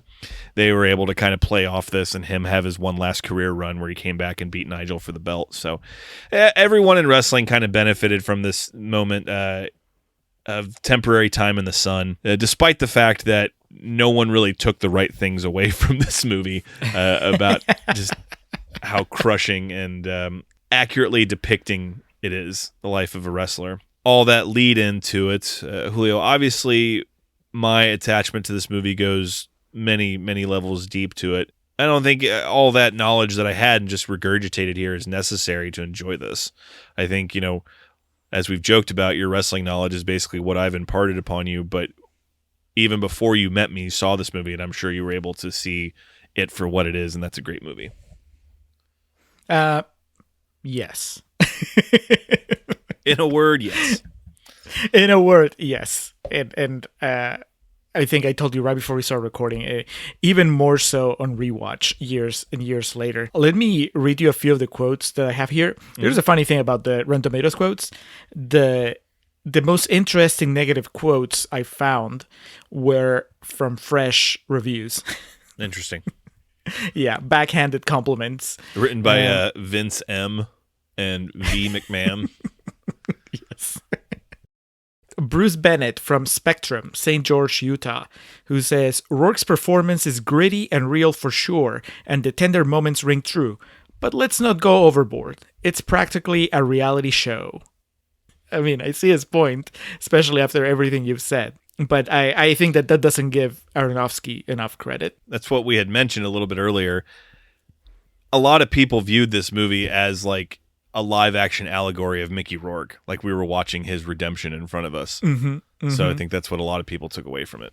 For example, Maitland McDonough from Miss Flick Chick says, Mickey Rourke's mesmerizing road wreck performance as a washed-up wrestler is the only reason to sit through the wrestler's cliches. Because I guess there is one of the narratives, one of the arguments is that this is just your standard sports movie, only elevated by Mickey Rourke's performance, which I don't agree with that. But then again, I wouldn't call myself an expert in the sports movie genre, but I feel like this transcends what they would call cliches.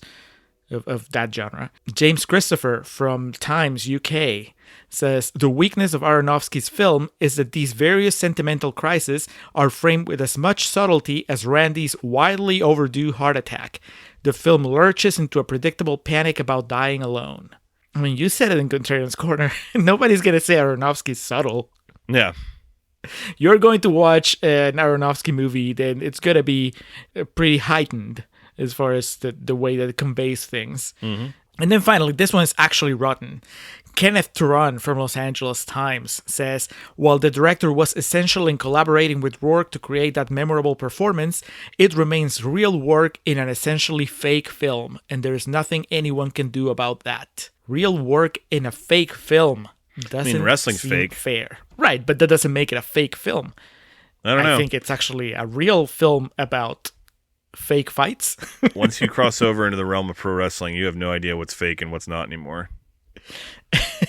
Aronofsky just worked us all. There's so many entry points into this movie, right? And we kind of joked about them in Contrarians Corner, but you go into it as a wrestling fan, you go into it as a Mickey Rourke fan, you go into it as an Aronofsky fan. And I think that definitely affects how you experience the movie.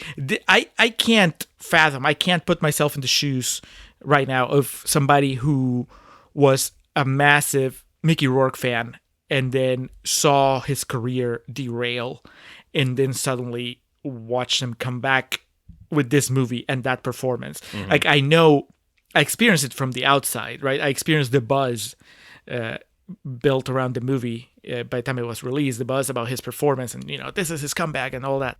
I don't know. I'm trying to think of a parallel, and I can't think of one right now that would apply to me.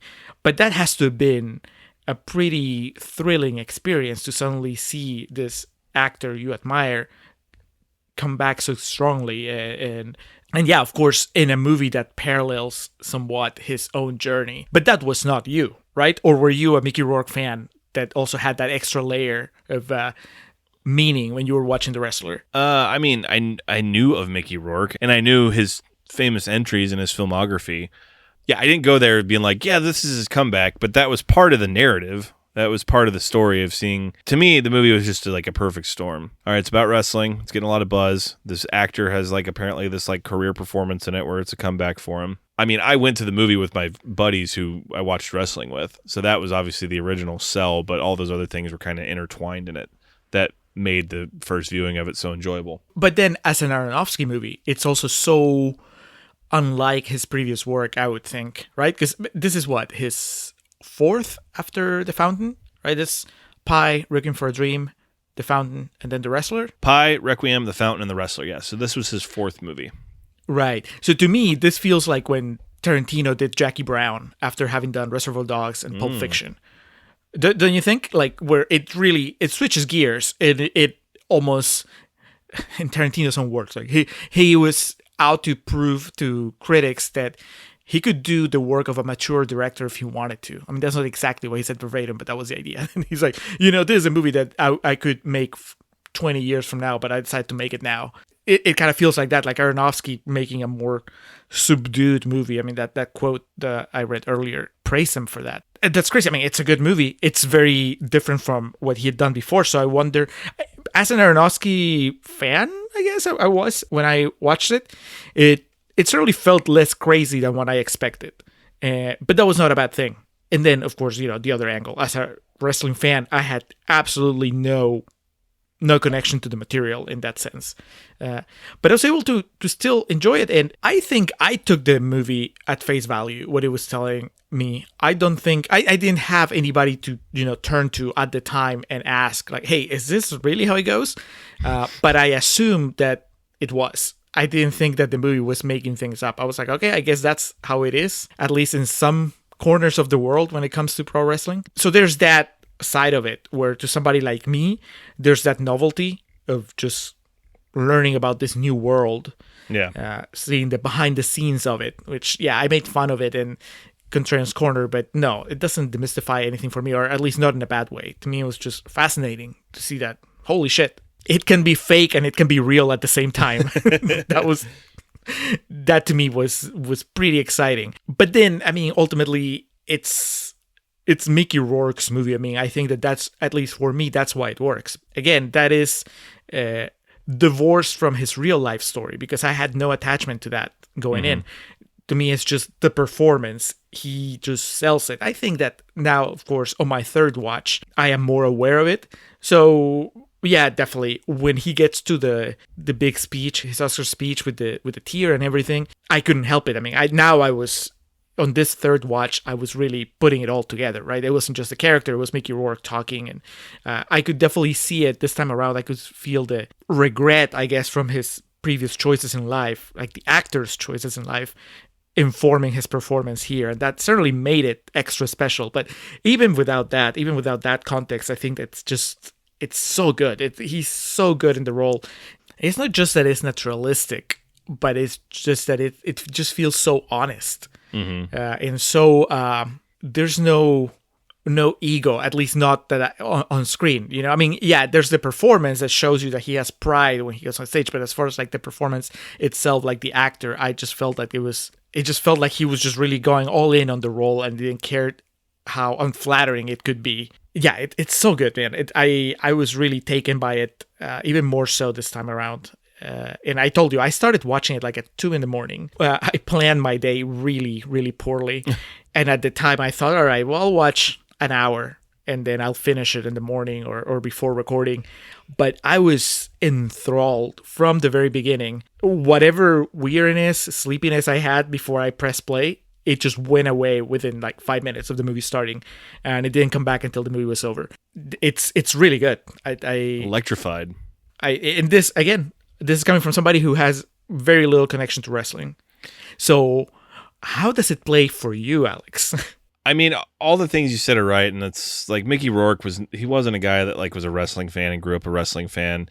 So I think he just threw himself into this role, and that's like one of the things I like about it most. And obviously Marissa Tomei is fantastic, and just the way the story's made and the story's told, and you know, Aronofsky with his clear vision for shit is fantastic. I know we wouldn't have the same nice things to say about some of his more recent entries in his filmography, but man, The Wrestler and Black Swan back to back, that's a hell of a combo right there. A combo that got like the absolute most from its players involved. So obviously, dude has the touch when he wants to. To your question about how it plays for me, I don't know if it's like almost like to the point of comedy, how on the nail it is with it, especially about how like Aronofsky never really worked in the wrestling industry, and so it's pretty impressive that he's able to tell the story as well as he has here. Like I said, the source material exists, like Beyond the Mat and books, and there's all types of stuff out there, but I like resent some of the criticisms of it. Like Jim Cornette is someone who was in the wrestling industry in the time period that like the Ram would have been a big star and held up in it. And Jim Cornette was extremely critical of this movie and said like it was very damning of the wrestling industry and just painted like a horrible picture of it. Whereas like Jim Cornette he's smart with his money and has like a big home now that he lives in, and he can pop into these conventions every once in a while and make a few quick bucks, but he basically saved his money from wrestling and was smart with it and wasn't a guy that ever really had any true vices or anything like that, and so can live comfortably now. So for him to say that, it's kind of like, okay, and on top of that, the number of people like that from that era that are living comfortably now, it's the ratio is a bit unbalanced.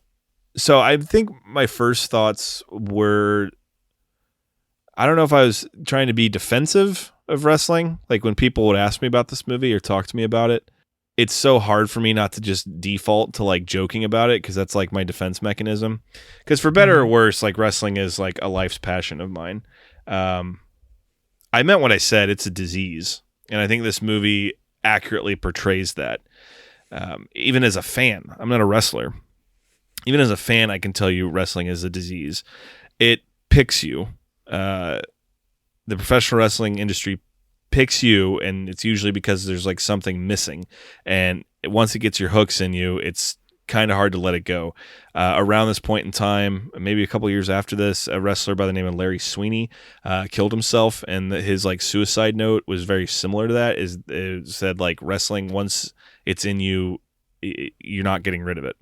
And as a fan, like for example, me, I know the feelings that wrestling gave me as a child and as a teen and even as an adult.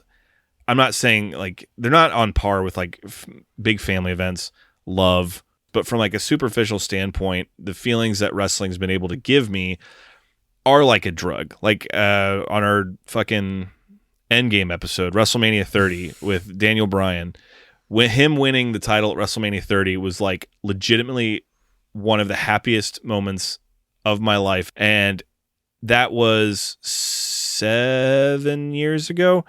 That I have been chasing that since. Like that was the most recent thing. I have put up with how bad wrestling has been since then because I'm like, it's going to get back to that point. There's going to be something that equivalates that. And because of that, you just put up with shit. And that is like a fan. You put up with just bullshit and the embarrassment that comes along with being a wrestling fan constantly because it can provide that fix for you one time for like a 10-year span. And it's like you feel like it's justified. And that's just being a fan. Being a wrestler, you know, typically these guys are even more broken. And especially, like I said, I keep saying from the era that the Ram came from, because that era was completely different. It was just people that had no real prospects or anything. Now it's like fucking gymnasts and people that have, you know, potential coding experience and can make video games.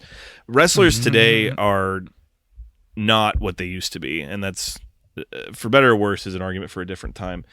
I've had conversations with, I've known people like Randy the Ram that all their life, like they were looking for something that was given to them in that moment in the spotlight. And horrifyingly, Scott Hall once said, and Scott Hall is a famous wrestler from the 90s, had a very, very famous battle with drug and alcohol addiction. He said in this documentary one time, he just doesn't know what to do when they stop cheering. That's what that mindset was. And sadly, so many of those guys lived through that. And the problem with that is the professional wrestling industry does not give a shit about these people at all. And they prey on people like Randy the Ram. Just like the end of this movie, dude's dying. Yeah, we'll have you. Can be on our show. And that's the problem, the fault with that industry. It uses these people up and there's nothing to go to at the end. And if you want to stick around, you got to figure out how to keep yourself, you know, in the game. In this case, it's fucking Mickey Rourke doing a death match here with a Necro Butcher. There was a wrestler over the past few years who had like a career resurgence at 50, PCO. He was doing shit that someone who's 25 should not be doing. But it's the only way he feel he could fit in is doing these crazy things. And this dude, like, if he dies, he dies, to quote Ivan Drago.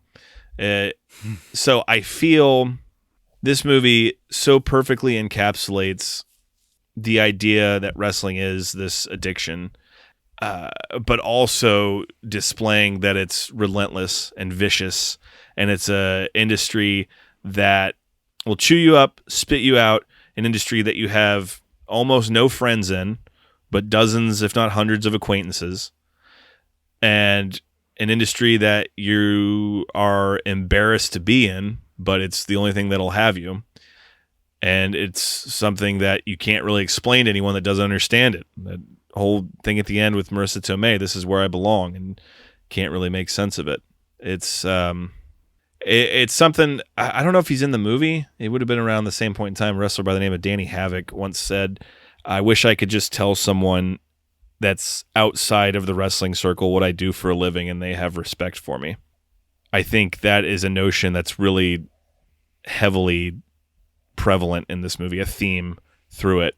So to answer your question, there's a whole variety, a whole gamut of emotions that I have every time I watch this movie. I think this time around watching it, it was more just from the perspective of the movie, the film itself, the way it was made, the acting. Because there are so many fucking great scenes in this. You know, we harped on in the first portion, like the heart-wrenching shit, because there's plenty of it. But like the scene where they're at the bar together singing Round and Round, that's so fucking cool. Man. That might be my favorite scene in the movie. Because, yes, Marissa Tomei is great. And it's also, I think that you see anything like that in the movie, that's the one moment that is almost absolutely lighthearted, and you are maybe tricked into believing that there's hope that he might be able to escape, because it's going well. They actually seem to have some sort of chemistry beyond stripper and customer, right? And I think that one reason she's so great, and I don't think that I really picked up on it until this time, is just how she walks that line, like Aronofsky, and her performance. Like, you're never sure in most of her scenes if she is just being really good at her job as a stripper, or if she really cares for him. And I really appreciated that ambiguity. Like I said in Contrarians Corner, by the end of the movie, I think that it's clear that she doesn't care for him as much as he would like to, but she definitely cares. But there is, up until that moment when he kisses her and she kisses him back, I think that you're still kind of wondering what's going to happen. But the fact that they're having a good time, they seem to be having a good time, it's pretty awesome. It comes at the right time in the movie too. The way that they're laughing, and then the way that she exits the scene with her whole, it's just so low-key badass that she just chugs the beer and walks off. It's just so great. I love that. I wonder, before I forget though, it occurs to me that once again, we've accidentally walked into a pretty good pairing of movies doing this so soon after having done the Showgirls episode. Because, dude, as I was hearing you describe the industry and the way it treats the people in the industry, and the way that just everything you said is what I feel Showgirls was trying to say, and what people that hail Showgirls as a great movie, as a movie that has, resonance, what they claim it's saying.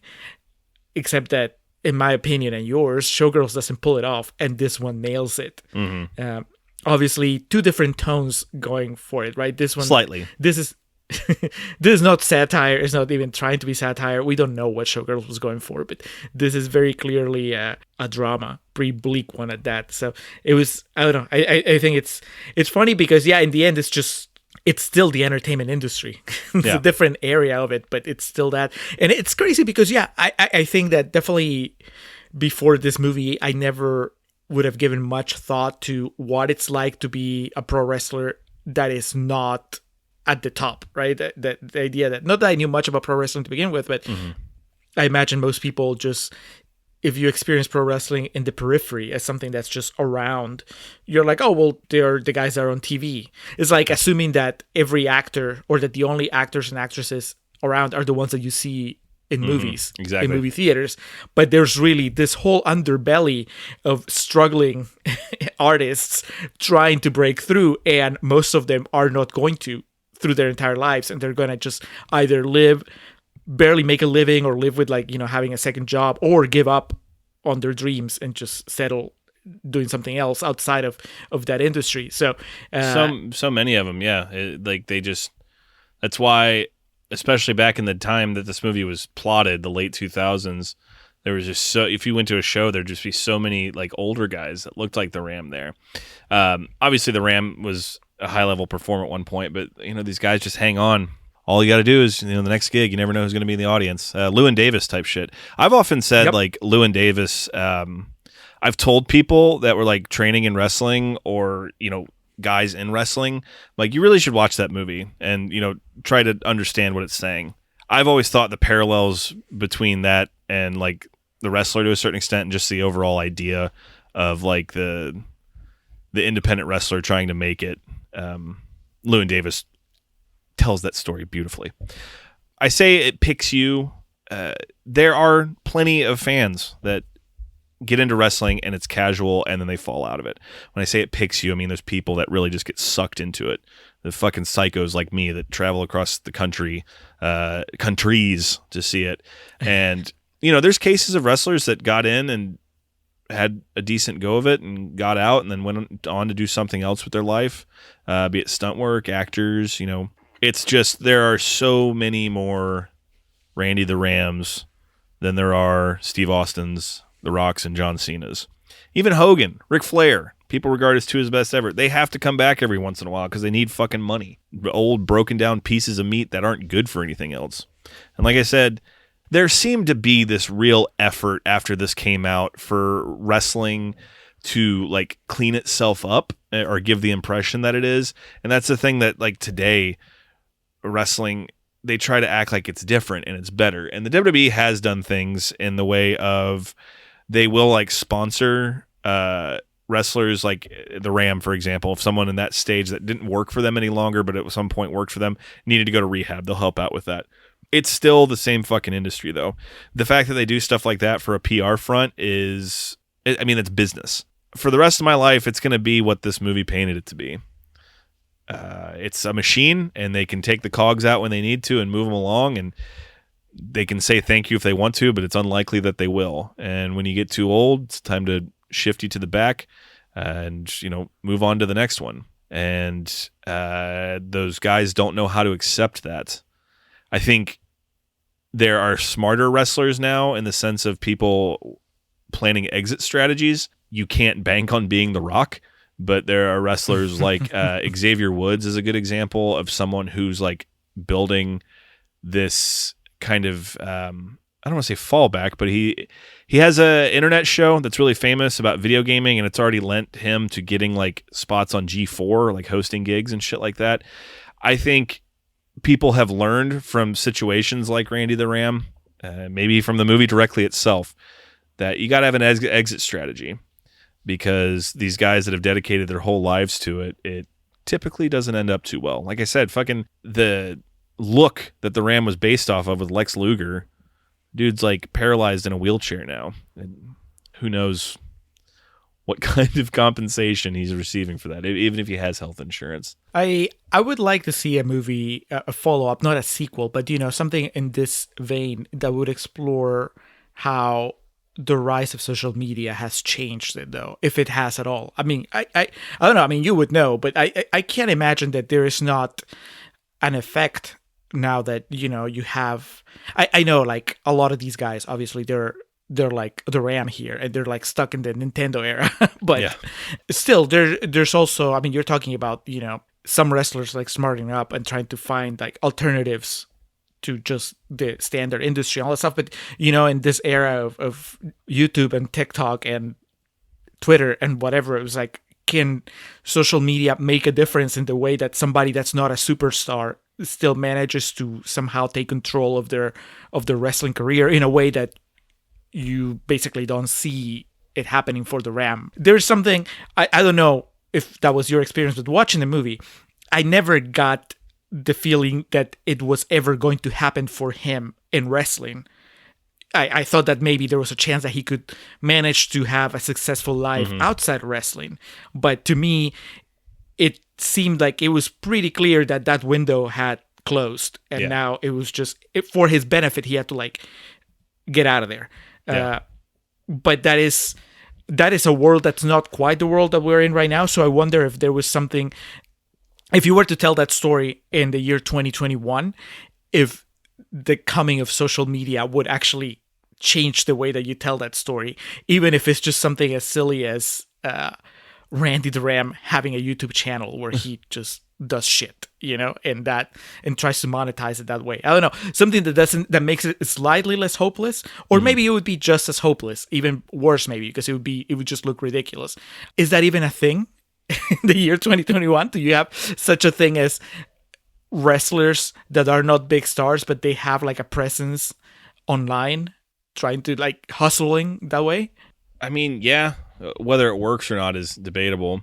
That's an interesting point, but yeah, it's not. It's just so different than every other like medium of entertainment, and that sadly doesn't really work that way. We're getting to a point where guys are being smarter. Guys aren't, you know, partying like they used to and doing as many drugs and going fucking nuts with steroids and shit like they used to, which obviously will help. But from a perspective of like the industry looking out for people, that's just not going to happen. I mean, they can make it happen on a business front if they all unionize, but you're never going to get fucking every pro wrestler to agree on something, because the second they all do, one of them will go, well, wait, if I don't, that means I can be the champion, because they're all fucking egomaniacs and we'll all stab each other in the back when the time comes. And I think this movie is, at this point, a cautionary tale. Sadly, there's still plenty of Rams out there that can't give it up. And I appreciate that this movie told that story. I feel like when this came out, people thought they could do something to make a difference. And it's sadly, as Evan Rachel Wood said, there's no fixing this. It's broke. And like, people know how you can fix that industry. It's not going to happen. I think, like I said, I've harped so very much on the wrestling portion of this because that's obviously, if this doesn't get you pumped for WrestleMania, then what will? And if this doesn't convince you, that maybe you should find a better avenue of entertainment. Yeah, for real. I've like I said, I've slept on so much of the movie, and it's just everything about it is great. The only thing that could have been better was I read that Dave Attell screen tested for the role of Nick, who's like the wrestling promoter that puts the 20-year later match together. Having Dave Attell do that would be fucking awesome. So I'm sad we didn't get that, but is what it is. I read also, we mentioned Mark Margolis. He apparently has been in all 6 of Aronofsky's movies. So I guess he just kind of shoehorned a role in for him here just to make sure he could say that. He's the Bruce Campbell to Aronofsky's Sam Raimi. He'll just put him in somewhere. He was the Swan in Black Swan. Just mentioned her a little bit ago, but I really Evan Rachel Wood, I was not kidding in Contrarians Corner. I am a big fan. Mm-hmm. And I've always had trouble with her character here. Contrarians Corner was kind of an exaggeration of how I feel, where I'm like, I know she can do it. I know she can do better than this. So I wish the movie had let her be better than this. I feel like maybe she's like one scene short from being phenomenal as far as the journey that her character goes through. I'm nitpicking at this point because especially on this watch, I was all in, but I somewhat mean what I said in Contrarians Corner, where I feel like it would have been pretty cool if you didn't meet her and she was already blowing up at him. If we had actually seen her escalate to that point, it doesn't mean that she doesn't have to resent him from when she first sees him, but I would have liked that final blow up the last time we see her in the movie to be something completely unlike anything we've seen before. And that way it would have hit me even harder because she's so good in it. And I feel that because we saw her so angry at the very beginning, it takes away a little bit of the power. That said, I think this is the first time that I've kind of choked up a little when they have their moment. And when they have their little date and they go out and they're just walking and he has the speech, but even more so when she walks up to him, she catches up to him and just grabs his arm and puts her head on his shoulder. Mm-hmm. I guess, I'm just getting soft with old age, but I felt like that was really good. And I don't know how much of it you can attribute to just the performance and how much you can attribute to just the way that the movie has constructed things getting to that point, right? Where it's just really nice and emotional to see a sweet moment in the movie. It's just that thing where I'm torn. I think she's really good, and at the same time, I think that she could have been better, but it's not her fault. It's just that the movie is not structured to utilize her to her full potential, which is fine because the movie is interested in it's the Mickey Rourke show, and then to a lesser extent, the Marissa Tomei show. My original note is like, why would you bring Evan Rachel Wood to this? That's the Contrarians Corner snark. Without the Contrarians Corner snark, I would just be like, man, you have Evan Rachel Wood. I wish that she had like a couple more scenes fleshing out her character a little more. But still, she's really good. That trio of performances is just top notch. Yeah, you're lucky if you get one of those in a movie. To have 3 in the same movie is pretty fucking special. For me, my most emotional reaction is a scene of Marissa Tomei's little boy playing with his figures, just because that's, goddamn, you want to talk about something relatable. That was me from like a 3 or 4 year old to way longer than I should have been still playing with toys. And it's just so accurate, using the couch for him to jump off and him doing his own commentary. It's beautiful. Love it. I don't know if you saw, Julio, I put a thing on Twitter asking my followers if any of them were at the ROH or CZW shows where they filmed this. And, yeah, I got a good amount of responses from it, and they all just impatient wrestling fans. Yeah, made the show drag. It took too long. was what they said. Come on. Yeah. One of my followers at the Joe973. I said, any specific memories? And he said, Mickey pumping his fist along to the crowd chanting, "Fuck Hollywood."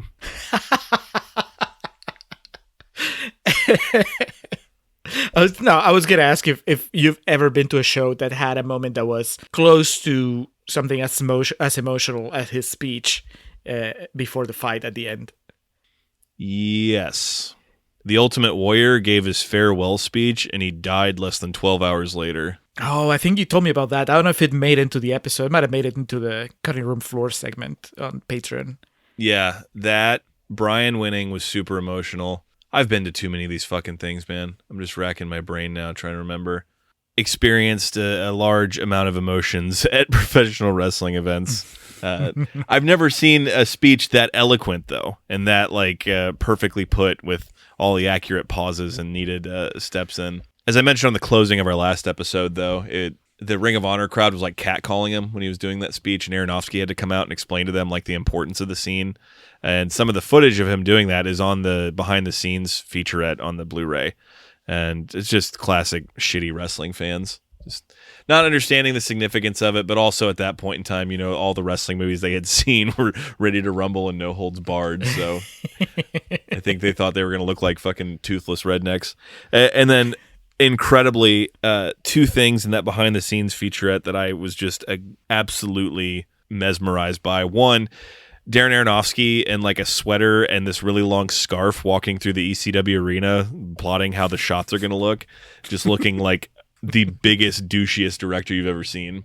He has so much fun with it, though, so you love it. And then, two, when they were rehearsing the match for Ring of Honor, they had the crash pads out, like guys were practicing shit, and Aronofsky did he's like, let me try this, and he did a suicide dive, and it showed like the whole cast practicing that. A suicide dive is when you hit the ropes and then you run and you jump over the top rope. And so, like, I couldn't believe Aronofsky cleared it. And, it's like the different cameraman and shit just taking turns doing for suicide dives. It just looked like so much fun. Despite the serious nature of the movie, it looked like Aronofsky had a lot of fun making it. For the three leads, you have to go to kind of a dark place, so I don't know that they would necessarily say that it was a fun time, but what a movie. I mean, obviously, with what I've talked about it, and I can go on and on analyzing the wrestling aspect of it, and I think that's kind of why I leaned into that, is because any one of our listeners would expect me to do so, and that's kind of one of the reasons I wanted to talk about it. Yeah, A+ for me. It gets the highest praise it can get.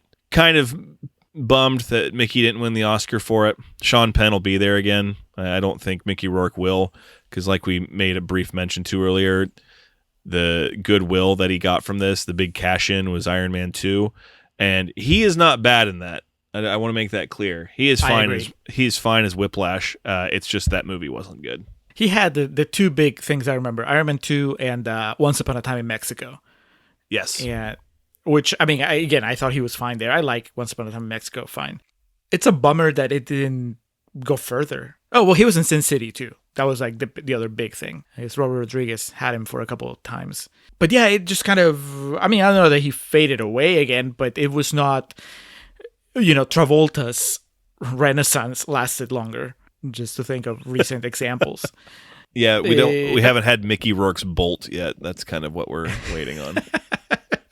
Yeah, I haven't seen him in anything recently. I mean, obviously, I know he's still working, but still, that was a little disappointing that he didn't go any further. I'm giving it 5 stars too. I think that before last night, I would have given it 4 stars, maybe 4.5. But last night, like I said, it just kept me up. It grabbed me from the beginning. Didn't let me go. That's a big one when it's late at night and you just like are already kind of clocked out going into it, and it manages to get you back in. That's a big one. You get the movie related second wind. Suddenly you're awake again. And it was a movie that I already seen. I knew exactly what was going to happen in every scene, but it was like watching it again. It was great. So 5 stars. All right, so an A+ and 5 stars. This gets the Contrarians full Monty. It's not often that we are both in agreement with the highest of praises, so take that for what it's worth. Watch The Wrestler before we enter WrestleMania weekend, where things really matter. The WrestleMania is on Saturday and Sunday this year, like last year. I hope that doesn't become the tradition, but we'll see. Watch The Wrestler beforehand and realize that life is fleeting and that the WWE doesn't really care about any of their wrestlers. And watch Bobby Lashley and Drew McIntyre should be good. Asuka and Rhea Ripley should be good. Should be a good time. I still plan on having fun WrestleMania weekend because this is what I live for. Julio, once you and I are both immunized, once you and I are both completely immortal, we can get together and I can catch you up on the past year of wrestling that you've missed out on not being able to come over here. You can make what's the super beer? Summer beer. Summer beer, yeah. And you're a big fan of that. Yeah, and you can tell me what the Undertaker's been up to since last time I was at your place. Voting for Trump many times. Well, as has become tradition with these WrestleMania bonus episodes, Julio, I want to thank you for indulging me, and of course I want to thank our listeners for indulging me and allowing me to go on these rants and spiels. While the subject material here wasn't quite as fun as talking about Hulk Hogan writing his own movie and vehicle and No Holds Barred, obviously a good discussion was had and a great movie was watched. Julio, what is coming up next? The conclusion of the 90s sexy dramatic thriller arc. Yes, the long-awaited conclusion, and our next gray area episode is that will be 130. Crash, the David Cronenberg, what do you call it? I don't know, sexual psychodrama. I don't know. Coming of age, spelled Cumming. And with Crash on deck, I think that's going to do it for this episode. Now we'll move into our perennial plugs. Start off with the Festive Years, who provide our opening and closing tracks. Open us up with Last Stand, take us home with Summer of 99. Be sure to head over to thefestiveyears.com for any and all Festive Years needs. Our logo and all the graphics on our Patreon and our upcoming merch is courtesy of Hans Rothgieser, fellow podcaster, also an author, an all-around great guy. You can check out Hans's work on his website, mildemonios.pe. That's mildemonios.pe. You can also contact him on Twitter at mildemonios or email him mildemonios@hotmail.com. He is a writer. He has a whole bunch of zombie novels that you can peruse if you speak Spanish. Most recent one is a zombie short story anthology called Somos Zombies. The title is a cheeky reference to the opening of the Peruvian anthem. It's a collection of short stories written by Peruvian authors. Each short story takes place in the Peruvian region that the author is from, so that's pretty cool. He also has a bunch of podcasts, Nación Combi, Contante y Sonante, and Marginal. Covers Peruvian current affairs and matters of economy. You can find them in every podcatcher. Hans, thank you for all your work. It's very much appreciated. And Ms. Zoe Perez, we always like to give thanks to last here. She helps curate our social media game, our Instagram account specifically. And if you're not following us there, be sure to head over to the IG and give us a follow at Contrarian Prime. Be sure to check out our Facebook page, facebook.com/Contrarian Prime. Zoe, thank you for all the work you do. Make our shit real pretty. Much appreciated. And with all the traditional pleasantries out of the way, that's going to do it for this episode of The Contrarians, where we're right, you're wrong, and Ramjan.